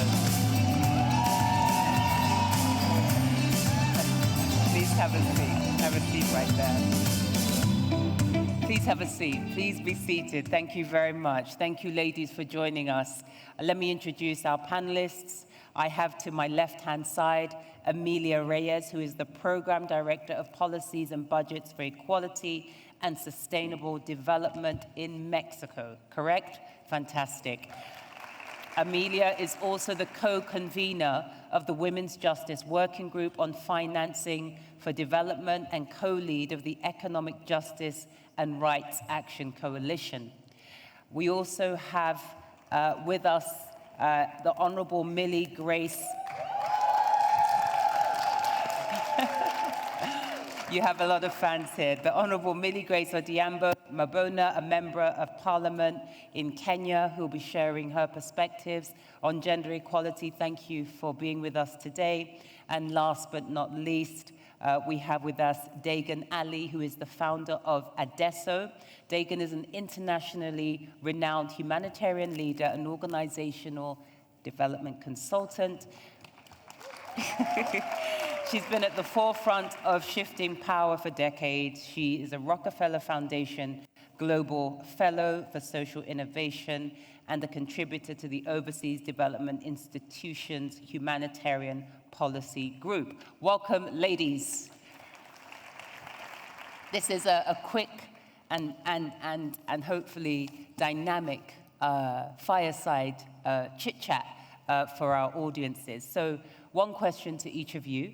What does systems change to advance gender equality look like to you? What does systems change to advance gender equality look like to you? This is a question for the three of you. Amelia, why don't we start with you? And then we'll move on to the Honourable MP and then Ndege. Yes, thank you so much, and I'm very happy to be here with all of you, especially with my fellow panelists. I wanted to start first by honor those feminists who are boycotting this conference. I think it's really important to acknowledge that this is a contested space.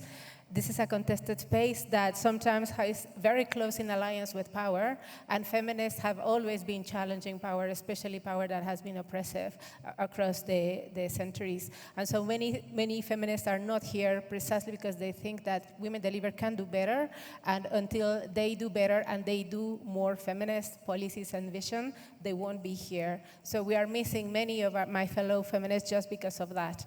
And second, I also wanted to say and remind us all that yesterday in the inauguration, we had people in power saying that gender equality needs to have a balance with tradition, or that their main goal in promoting gender equality was to promote that women have babies. And this is exactly the point I wanted to make first, because we cannot talk about women's rights and then invite to the main session a person who says that their main aim is to control women's bodies for the purpose of the state. This is untenable, and this is very much to the topic of our session today, because women's bodies have also been colonized. And what we want is bodily autonomy, because our bodies are our first territories. So women's right to safe and legal abortion is a key demand of the feminist movement, and we will not shy away from demanding that in the open spaces. Thank you. Thank you, Amelia. But on the question of what does system change to advance gender equality look like, I would like to hear your perspective. What does system change look like to you? Thank you. To me, that is part of the system change, because we need to hold spaces accountable, and this is what we start doing it. I also want to say that yesterday, as part of the system change, we also heard another panelist saying that there's a special place in hell for women who do not help women. That is a statement said by Madeleine Albright. I just want to say, let's stop blaming women for the structural obstacles that they're facing. It's horrible that someone here is sending a woman in hell. I want to see the feminist hell in which we are sending the World Bank and the IMF that are imposing conditionalities in developing countries or austerity measures, and therefore withdrawing the access to public services to women and all of the oppressed groups of population. So where is the hell for them? And where is the help, for instance, for the trade dynamics that are also extracting the wealth and the resources of the global south? Why are we sending to help women who are subsidizing the entire economy? And we need to be more feminist in acknowledging who are causing all of these problems in the first place. So the global north, for instance, is responsible for 92% of the carbon emissions globally, and that's a crime. It is a crime. They're destroying the entire planet, the life in the planet. They're also responsible for 73% of the resource used in the world. That means all of the extraction that is happening globally is for the global north consumption. So we need to see a change in the systems of consumption and production in the global north, because they are now imposing a criminal system that is exhausting and depleting life in the global south. And just let me tell you, at this moment, the greatest violators of women's human rights in the global south are countries in the global north. That is that blunt. They are criminals at this moment. They are exhausting life in the planet at this moment, and we need to hold them accountable, demanding for them to degrow their patterns of consumption and production, to degrow the wealth of those countries, as well as we want to degrow the wealth of the global south countries, and to degrow all of those sectors that are harmful for the life and the people on the planet. For instance, all of those luxury items, the private jets, the fast retailing, etc. We know that there are many sectors, including fossil fuels, that are out there partnering with many actors in power and are exhausting life. And that, I think at this moment, we need to denounce it as criminal. And so they're also undermining this global multilateral system, for instance, with many criminal partnerships, like fossil fuels partnering with the UN to lead on the climate change conference. So we really need to start calling out those that are responsible of criminal policies at this moment, exhausting the life in the planet.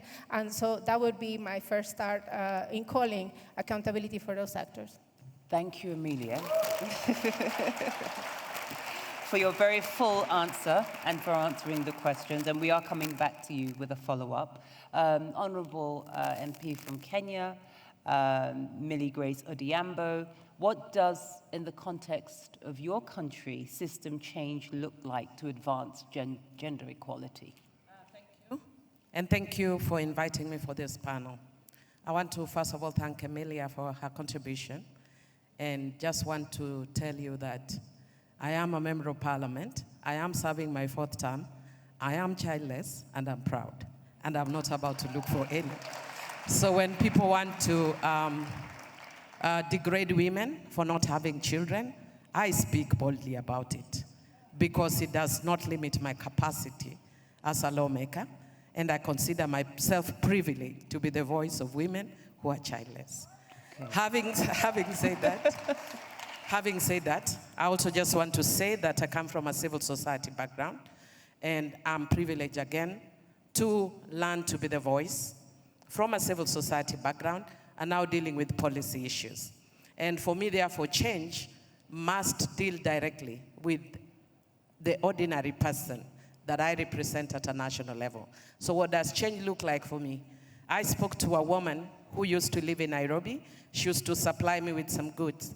And she asked me, she had texted me, if I could send her $5, or the equivalent of $5, because she was about to sleep hungry. She just lost her husband before COVID, and she had to leave Nairobi because of COVID. And she's been surviving because at home she has a mud-thatched house, a grass-thatched mud-walled house. And she's therefore able to get a shelter, and she's able to plant. She uses about $100 for the planting season. Unfortunately, the crop died this season. She didn't get even a tin. Unfortunately, again, I didn't see her note, so she actually told me we did sleep hungry. So for me, policy change must not just look at microeconomic issues, but must look at microeconomic issues and how they affect the ordinary woman. It's not just about intersectionality alone, but it's also multidimensional right now. We are having women that are affected by climate change, like the crop failure that affected Grace. She was affected by the death of her husband. She lost business because of the global economic issue. And I looked at her and I'm like, how many women are going through this? And it's affecting much more people, many more people than we care to realize. So for me, change at a national level must invest in social protection for women who are suffering. Change must invest in creating jobs for these women, even if they are small jobs. Change must invest in building the capacity of these women to do business that can sustain them and their families. Thank you. Thank you, Millie. Dagan, what does system change to advance gender equality look like to you? Thank you. I want to follow up on what the Honorable MP said. Those farmers that we're talking about, I'll give you a very simple, basic example of the story she told about those women. So 80% of global farmers on doing coffee production, producing and harvesting coffee are women in the global south. 70% are women, 80% are from the global south, and they all live on less than $2 a day. So the global architecture that we're talking about ensures that these coffee producers get little or almost no money for all their hard labor, and that the benefactors of the value chain of coffee that you drink at Starbucks is the 5 big global north multinational companies. These smallholder farmers then need now to depend on aid. They need the UN program. They need the Save the Children's. They need philanthropy. They need this kinds of assistance, not because they're not actually working hard. They are working hard. It's not because of corruption in our governments or poor negotiation skills. It's the global trade and financial architecture that has been designed to ensure that our countries in the global south are a source of extraction of raw materials that ends up only filling the coffers of global north multinational companies. So when we talk about decolonization, we need to understand that we need to address the root causes of why we need aid in the first place. Why do we have these NGOs and UN agencies in our community in the first place? This is by design. It's not by happenstance. So that's the first thing that we need to understand. And so it's not going to be resolved by Band-Aid solutions around transformative architecture. No, no, no. We need to just completely tear down this architecture and build new ones.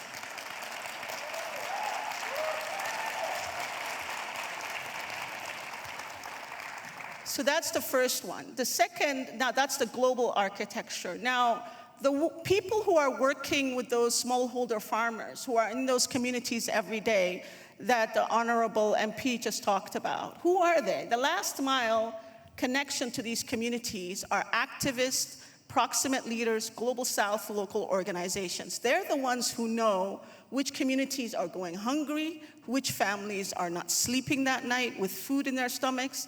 Who is that? They're the ones who are doing all the last mile delivery. In conflict settings like Sudan or Ukraine, they're the ones who are risking their lives every day, and they're the ones who end up dying on the front lines of delivering services. But who gets the funding? So right now, in the humanitarian space, only 1.2% of the funding, of the big pot of funding, I think it's now over $30 billion, only 1.2% goes to frontline women leaders or women activists in these countries. Only 1.2%. And in the development space, it's not even 5%. So that tells you the level of intermediation. The dollar from USAID goes to a UN agency, who then gives it to an INGO, who then gives it to another INGO, who then gives it to maybe a local actor. What gets on the ground to the communities? Very little.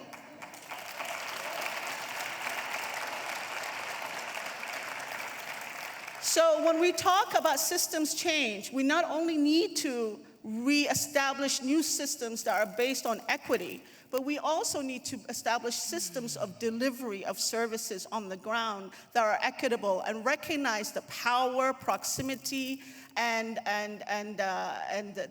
just the level of connection and understanding that local leaders have. And we need to stop the level of intermediation that currently exists and give resources directly to those activists on the ground. Thank you, Dagan. Thank you so much for that. Amelia, back to you. As the program manager and Director of Policies and Budgets for Equality and Sustainable Development, you've worked extensively, I'm told, on advancing gender equality through policy and budget frameworks. In your experience, what are some of the effective strategies or tools that can be implemented within the current economic and social order to ensure that the allocation of resources and investments that prioritize rights and well-being of girls?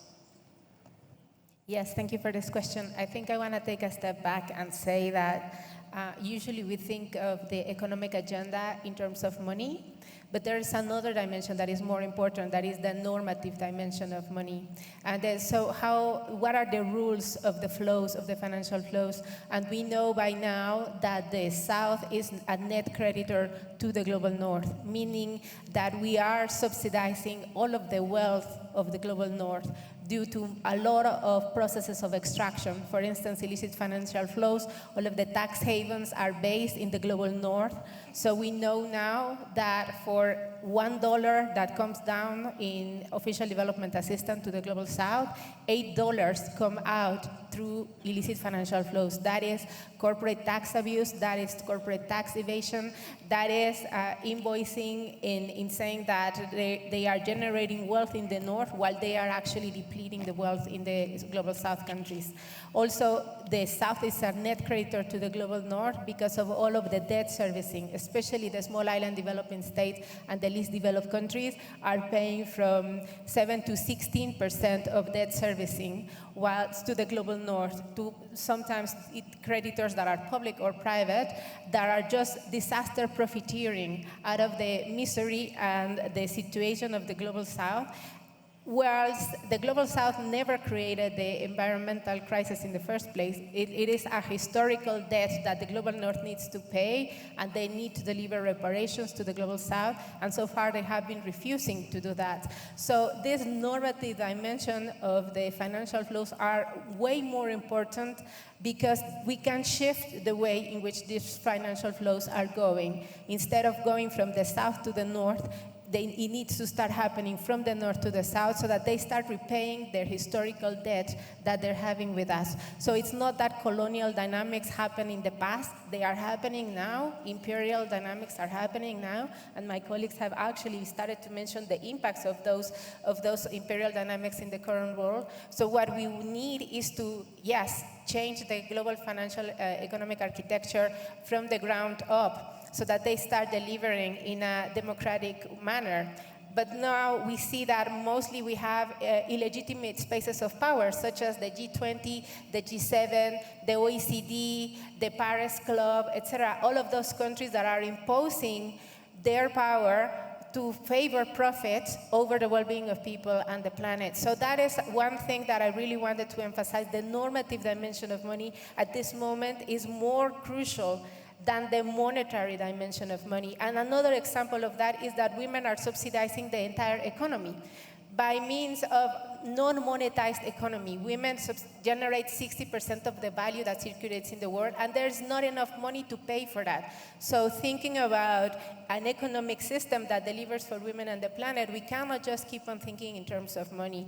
The other example of the main subsidy in the world is the one that is given by the indigenous peoples to the rest of the world. Indigenous peoples are now giving us the air that we're breathing because they uphold 80% of the biodiversity in the world. We are living out of borrowed air, and it's thanks to the indigenous peoples that are giving that to us, whilst they're struggling for sovereignty rights, for land rights, collective rights, etc. So it is really important for us to stand in solidarity with those struggles, and to understand that they have the knowledge for survival. So more important than thinking who has the money is who's generating the value of life, the wealth, how are we gonna take care of that, and how are we gonna redistribute resources, value, efforts, land, energy, and give them back to those who are really taking care of it, rather than those that are abusing, and at this moment, as I was saying, generating an ecocide in a criminal manner just for their own purposes. Thank you. Thank you, Amelia. Thank you. Honourable MP, what are some of the key policy interventions that can be implemented at the national level or at national levels to address the root causes of gender inequality and advance the rights and opportunities for girls and women, particularly in the face of crisis? Thank you once again. I just want to comment on something that Dr. Phumzile talked about when she was on the first panel. And she said, she spoke about Beijing and how it brought a lot of hope for women and how a lot of things changed. Unfortunately, we are seeing a lot of clawback right now, and a lot of people are starting to take away the gains that the women have made over the time. Governments are starting to change laws that were enacted which were positive, and even in situations where we thought that they're going to push positive women's rights, we are seeing a clawback. So for me, one of the things that we must do is to make sure that the women move from the bedroom to the boardroom. And that is about increasing the number of women in legislative and appointive positions so that women can also be decision makers. Because when we don't make decisions, we will become a menu on the table of the decision makers. When I first got into Parliament, which was, I think, about 15 years ago, I was the only, my party was the largest party in the country. I was the only elected woman. Right now, we are, the entire Parliament, we are 100 and something. We were just about 16 women then. Now we are 100 and something. When an issue arises now, whether it's on climate change, whether it's on issues of rape, whatever that affects women, there will be more than 100 voices speaking about it. In the past, we were only 16 of us speaking about it. So for me, one of the things, and I'm glad that we are doing this when we are in Rwanda, one of the things that we need to do is look at affirmative action policies that will enhance the representation of women at the table. And then also, of course, for our governments, political goodwill. So it's not just enough to put policy and laws, but to make sure that those policies and laws are implemented. Thank you. Thank you so much. Thank you. And last question to you, Ndege. As the ED of Adesso, you have extensive experience working on issues related to gender equality and social justice. What are some decolonial and feminist solutions that you want to see implemented in order to achieve the just world we want to see when it comes to gender equality, and particular when we have crisis?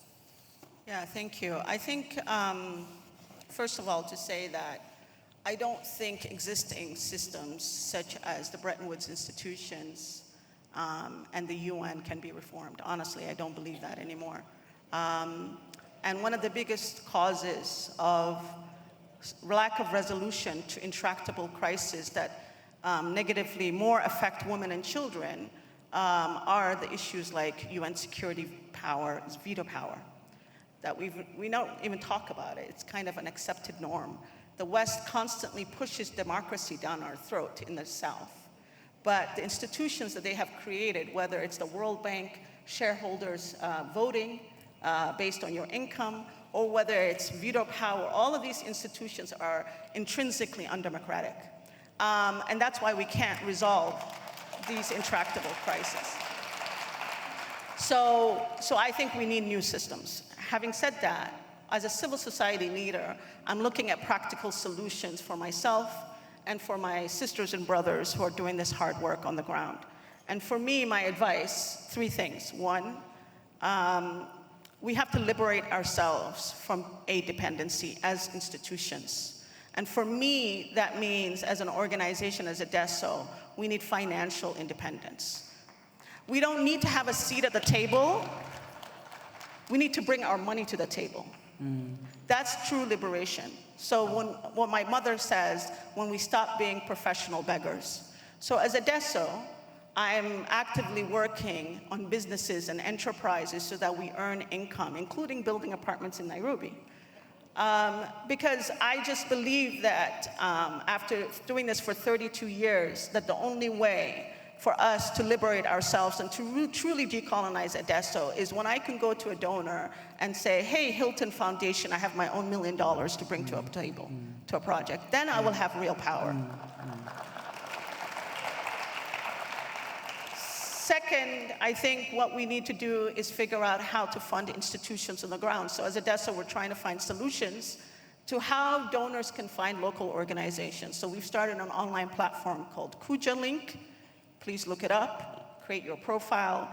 We have about 30 to 40 foundations that are trying to get on this platform. Please create your profiles. We want funders to find you, because that's the biggest problem right now is that they say, they have really easy excuses.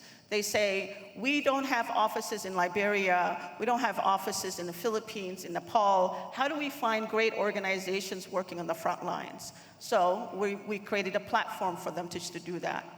The third thing is that, again, about resourcing. How do we move money more proximately? How do we actually get resources to activists like Amelia? And the way to do that is we're creating $1 billion fund initially in Africa called the Proximate Fund. You paid heavily reliant on philanthropy and with the support of Gates Foundation and Bridgespan. So we hope to launch this fund next year. And the idea is that the fund will give unrestricted funding to civil society leaders and activists in the continent. And if successful, we want to replicate this in Asia, Latin America, and the Middle East. Thank you very much, Dagan and the Honourable MP and Amelia. I think this lived up to the name, Fireside Chat. It was wonderful to hear the passion in what you all said, and to hear those perspectives. And I would like us to give these panelists a round of applause. Thank you so much. And I think if you go on the Women Deliver website, most of your profiles and contacts are there if you want to follow what each of these individual phenomenal women are doing. So thank you for taking the time to come to Kigali for this fireside chat, and enjoy the rest of Women Deliver 2023. I'm going to ask you to stand up. I'm going to ask you to lead the floor. And thank you.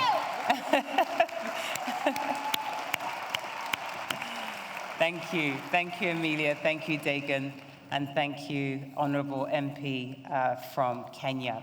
Now, I believe we are now going to hear from two esteemed and important individuals who have helped to make this event happen.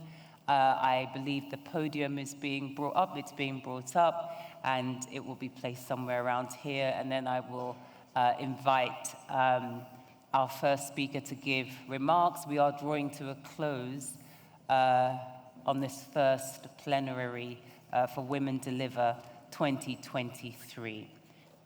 Thank you.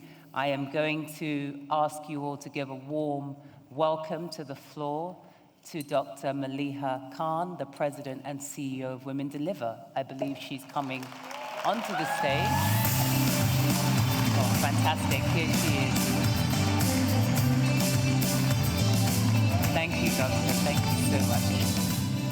Thank you so much.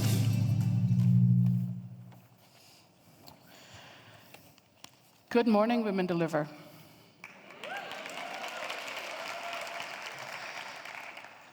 I know it feels like the middle of the conference because we've already done so much, but just a reminder, this is the beginning of the conference. And before I start, I wanted to acknowledge that today is Nelson Mandela Day, the 18th of July. And it is so fitting that on Nelson Mandela Day is the day that we bring Women Deliver to the African continent to seek justice for all. Your Excellency Janet Kagame, thank you for hosting us, and thank you for being such a gracious host and allowing this to happen. Let me start. We listened to these amazing panelists, and they talked all about the issues that the poly crisis is bringing on girls and women. How are you all feeling? I thought so. Let me bring a slightly different note to all of you. Let me say, if you take one thing away from Women Deliver, take away hope is real. And change is most certainly possible. Change is in fact inevitable. Progress is not.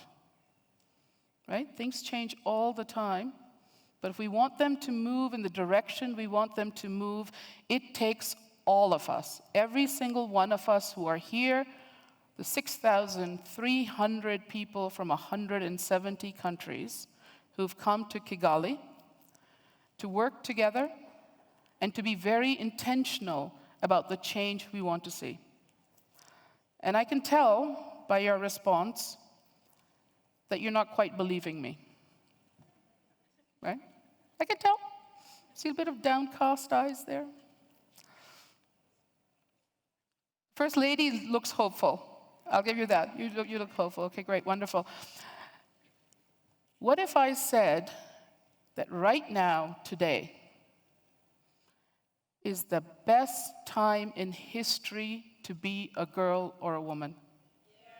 It is, yes. Say it louder, yes. Yeah? And let me also quote something that Mary Robinson said yesterday, and I didn't quite catch who she was quoting, so I'm going to plagiarize like no one's business. So let me just put out there, not only is this the best time in history to be a girl or a woman, but that our tomorrows are going to be better than our todays. Right? They are. And just because you looked a little bit like you didn't believe me, let me show you a few things. Because at heart, I'm a data geek. Some of you might have read my profile. I did measurement for like 20 years. So got to put some numbers out there, right? Here's the progress that we've made. Last 20 years, we have improved educational attainment for girls by 186%. 186%. Political representation, we were talking about it. Millie was just saying how when she entered parliament, she was one of the few people. Our representative from Ukraine was saying when she entered parliament, she was one of the only people. And yet, we've got over 100% increase in political representation. Now, don't be depressed by the downward arrow. That's actually a good thing because it's about maternal mortality. And we know we're very concerned about maternal mortality. It is one of the things that we really have to focus on. It has gotten worse over the last few years, but over the last 20 years, it has vastly improved, right? Vastly improved. Literacy has gone up. Immunization has gone up. Even contraceptive prevalence, and I know we're very, very concerned about it, has gone up. Labor force participation over the last few years is a matter of concern, right? And many people spoke about it. But one of the things that gladdens my heart, it really does, is what we've done to child marriage. Look at that.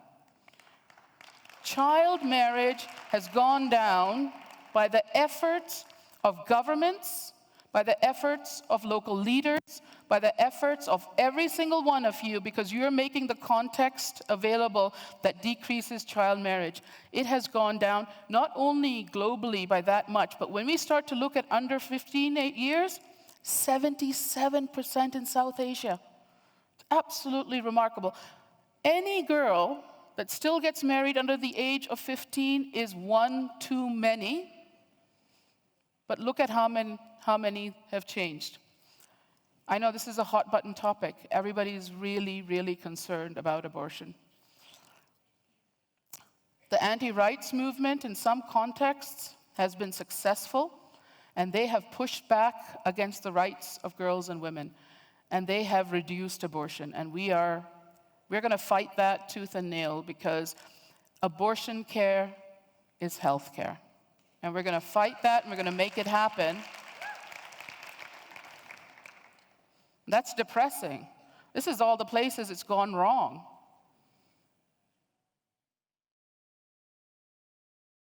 That is all the places it's increased.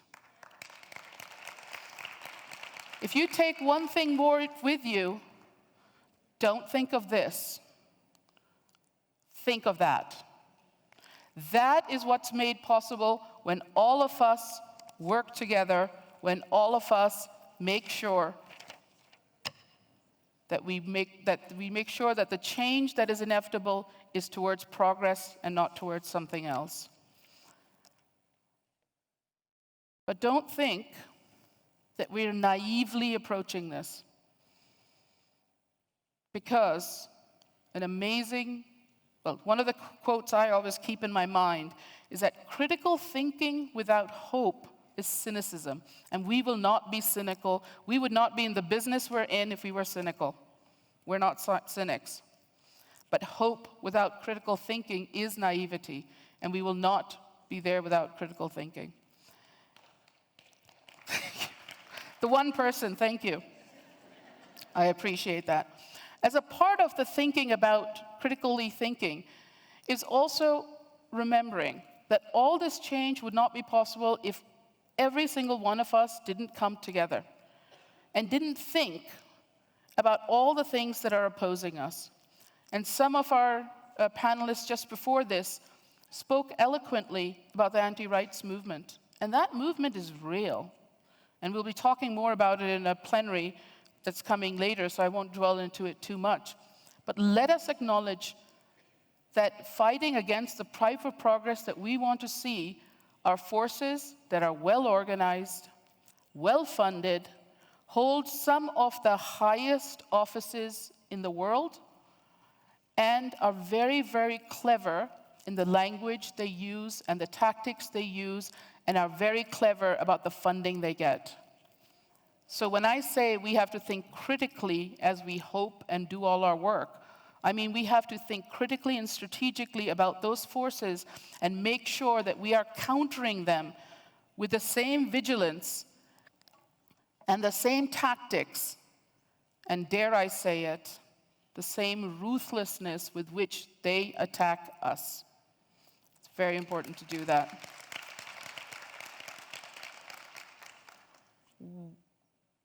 All day for the last couple of days, one of the statistics you must have been hearing is that it's going to take 130, 255, 220, I heard someone say 300 and something years to achieve gender equality. Are we happy with that? Absolutely not. I was going to say, when do we want it? No, I'm not. I'm not. Fear not, we're not going to go down that route. But I do want to make us think a little bit about how does change happen. And for us not to base our predictions of our achievement of gender equality in what's happened in the last few years. Change does not happen linearly, it happens exponentially. It does, right? When I think back to my 32-year-long career, I know you don't believe it, I look amazing. I couldn't possibly have been working for 32 years, but it's absolutely true. When I look back, when I started my career, I used to work in Pakistan, work in projects that were at that time called in the field. And I happened to be working in natural resource management, so it was actually a field, so I feel comfortable calling it that. I used to go from village to village. And I was one of those national staff that did those ridiculous surveys that we're always being asked to do. And I would have to go and talk to hundreds and hundreds and hundreds of women in very remote areas of the country. And in order to do that, one of the things I had to do is get permission from the head man. Always a man, never a woman. And when I would knock on their door and say, I'm here, I want to talk to your women, first of all, I'd be like, why? Well, I can tell you everything there is to know. But the second would be, what are you going to talk to them about? And they always said two things. If you're here to talk about family planning, leave now. But the second thing they used to say is, if you're here to talk about girls' education, leave now. Now, in Pakistan, in that very same countries, those very same headmen, and sadly, they're still headmen, they haven't changed, say, are you here for girls' education? Because we need a school for girls in our village. Our girls need to be educated. And that is in my lifetime, and I'm not that old. Change will accelerate because as we achieve more and more change, that change will create more change. As we get more girls educated, as we get them more information through sexuality education about their bodies and their choices, as we allow them to make the decisions about their lives that they need to make in order to not fall into the pitfalls of life decisions that set the course of their life forever. As we do all this, those girls, those adolescent girls that are that generation now, will accelerate the change beyond anything you and I, unless you're an adolescent girl in the audience, accelerate the change more than you and I could ever imagine. And that is what we've got to hold on to, because they are the ones who are going to make the change. They're going to bring about the change. So all of this, what do we as a community need to do? We are the 6,300 people who are here, are part of the leadership of the feminist movement, the leadership of gender equality. What should we be doing? Well, we should be doing a few things.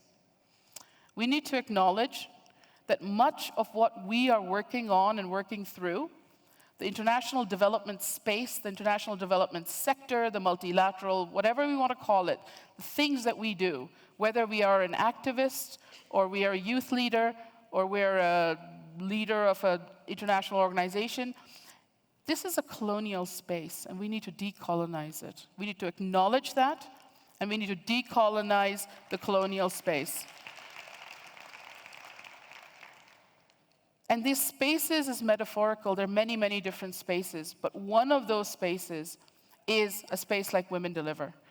And I hope that all of you use your voice, your ability to hold those accountable, but also your leadership in making sure that these spaces indeed become decolonial, indeed are spaces that everyone can access, that all feel they have a leadership role in. And no matter who you are, you're able to exercise your leadership in a way that you're able to achieve the things you want to achieve. And I'm saying this looking at how many people of you were there at the opening ceremony yesterday? Oh yeah. That was amazing. That energy, the thousands and thousands and thousands of people who were there, right?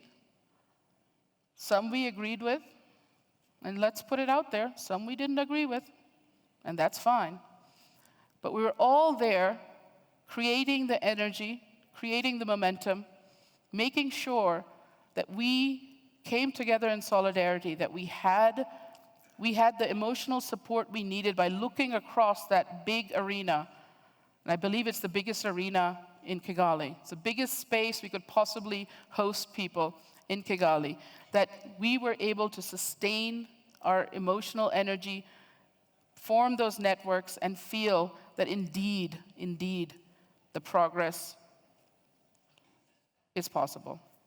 So in closing, let me say, let us be clear-eyed and think critically about what we need to do, but let us also celebrate our hard-fought victories.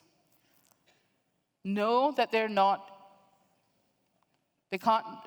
can be overturned, and we've seen so many of them, but that the progress that we're making, if we keep sustaining it, is inevitable. We will get there. And that we come together in joy with thousands of people around us who share our values and in many cases share our life experiences and share that what we want to do. Let's come together and fight for the future we deserve, that those adolescent girls that I spoke about deserve, because the world for them must be different than the world it was for the previous generations. And let me close by again plagiarizing the unknown person who did say what Mary Robbins said to me. What if our best times are still ahead of us? Thank you.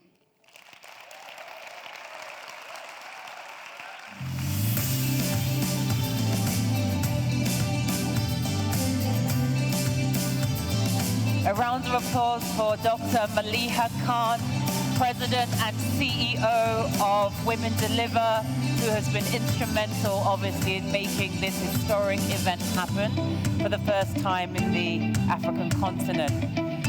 We're just reorganizing the stage, but let me just quickly recap and take us back very briefly to what we were trying to achieve during today's first plenary of Women Deliver, which was really to pass the mic to women on the front line, leaders from civil society, UN, government, and activists to take stock of the state of gender equality in light of multiple crises, including COVID-19 and other crises. We aimed this morning to provide a picture of the impact of crisis on gender equality, including its disproportionate impact on girls, youth, women, LGBTQIA+ people, people with disabilities, and others holding marginalized identities.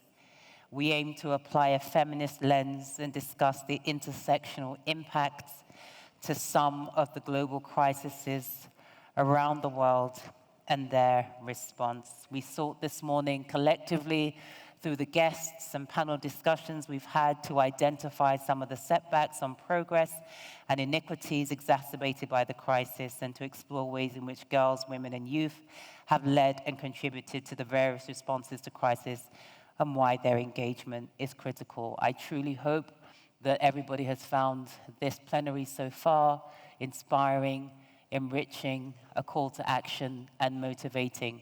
It gives me great pleasure an honor to now welcome our chief guest, Her Excellency, the First Lady of the Republic of Rwanda, Jeannette Kagame, to the stage. A huge round of applause for the First Lady.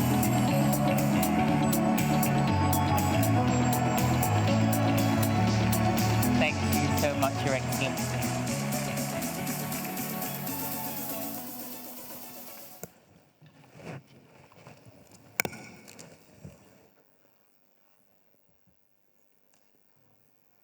Is Maliha here? No?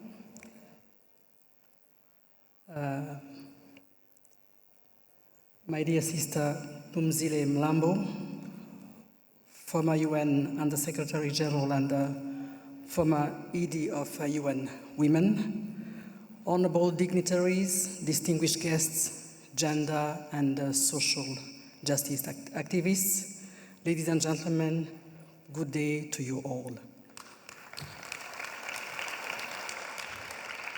And thank you for having me here today.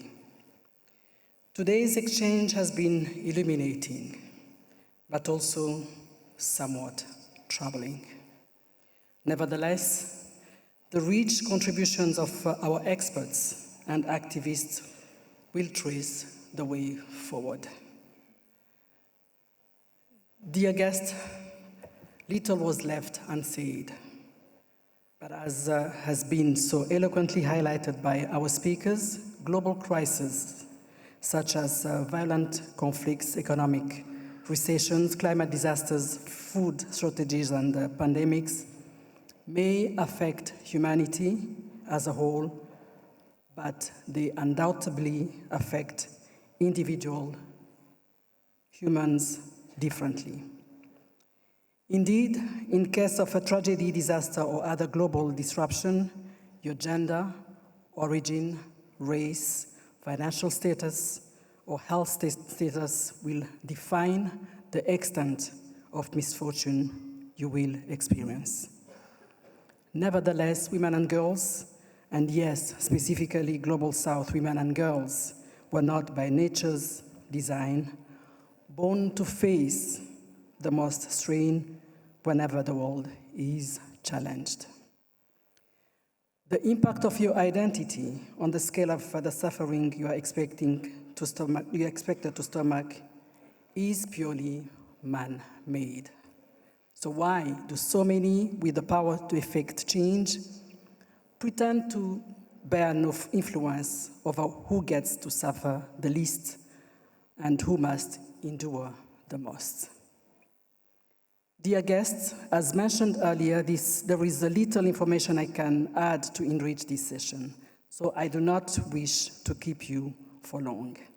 However, I hope that together we can reflect on questions arising from global crises that seem to persist or multiply across the world. Ladies and gentlemen, if the crises we face are globally shared, what is the global shared responsibility to ensure that we combat them with cross-border, cross-ocean solidarity? In times where the world is already weakened by devastative occurrences, who gain when women and girls who make up a little over half over our communities are weakened, disempowered, or victimized? Are we really that apathetic to the fate of women and girls that we wish to consider gender equality to be solely a female issue as opposed to a moral human issue? At our current pace, how long will change take, and what luxury do we really have to wait that long? And finally, esteemed guests, in times of crisis, from whom or what must we demand more resilience?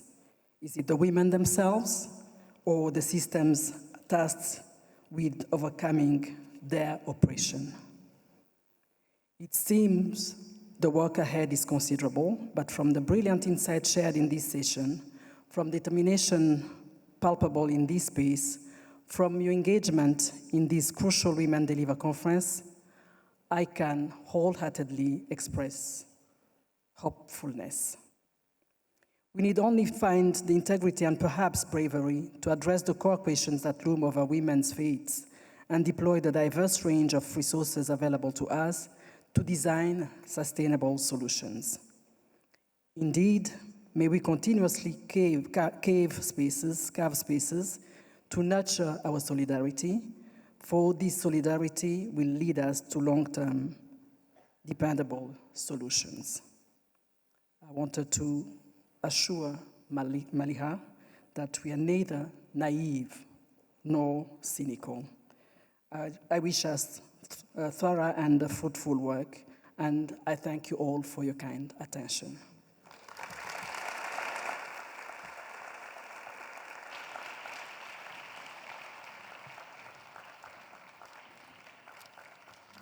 Let's keep clapping. Thank you.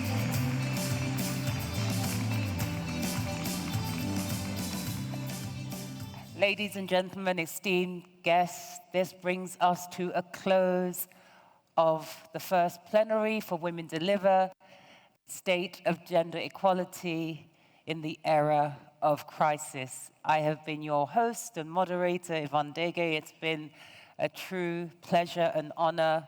We had some fantastic speakers, and I hope everybody feels energized and invigorated and inspired. Please continue to attend various plenaries and sessions taking place.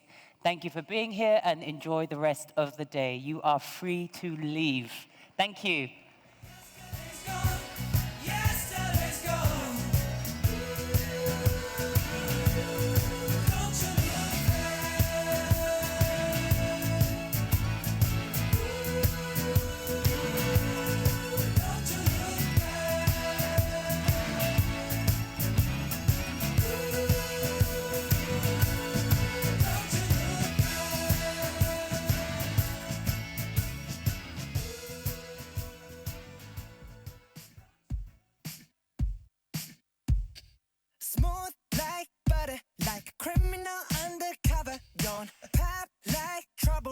looking into your heart like that. Cool shade stunner, yeah, owe it all to my mother. High like summer, yeah, I'm making you sweat like that. Break it down. Ooh, when I look in the mirror, I'm not too hard to do. I got the superstar glow, so ooh, do the booty. A side step right left to my beat. I like the moon, rock with me, baby. Know that I got that heat. Let me show you, 'cause talk is cheap. Side step right left to my beat. Get it, let it roll. Smooth like butter. Pour you in like no other. Don't need no usher to remind me you got it bad. Ain't no other that could sweep you up like a rubber. Straight up, I gotcha.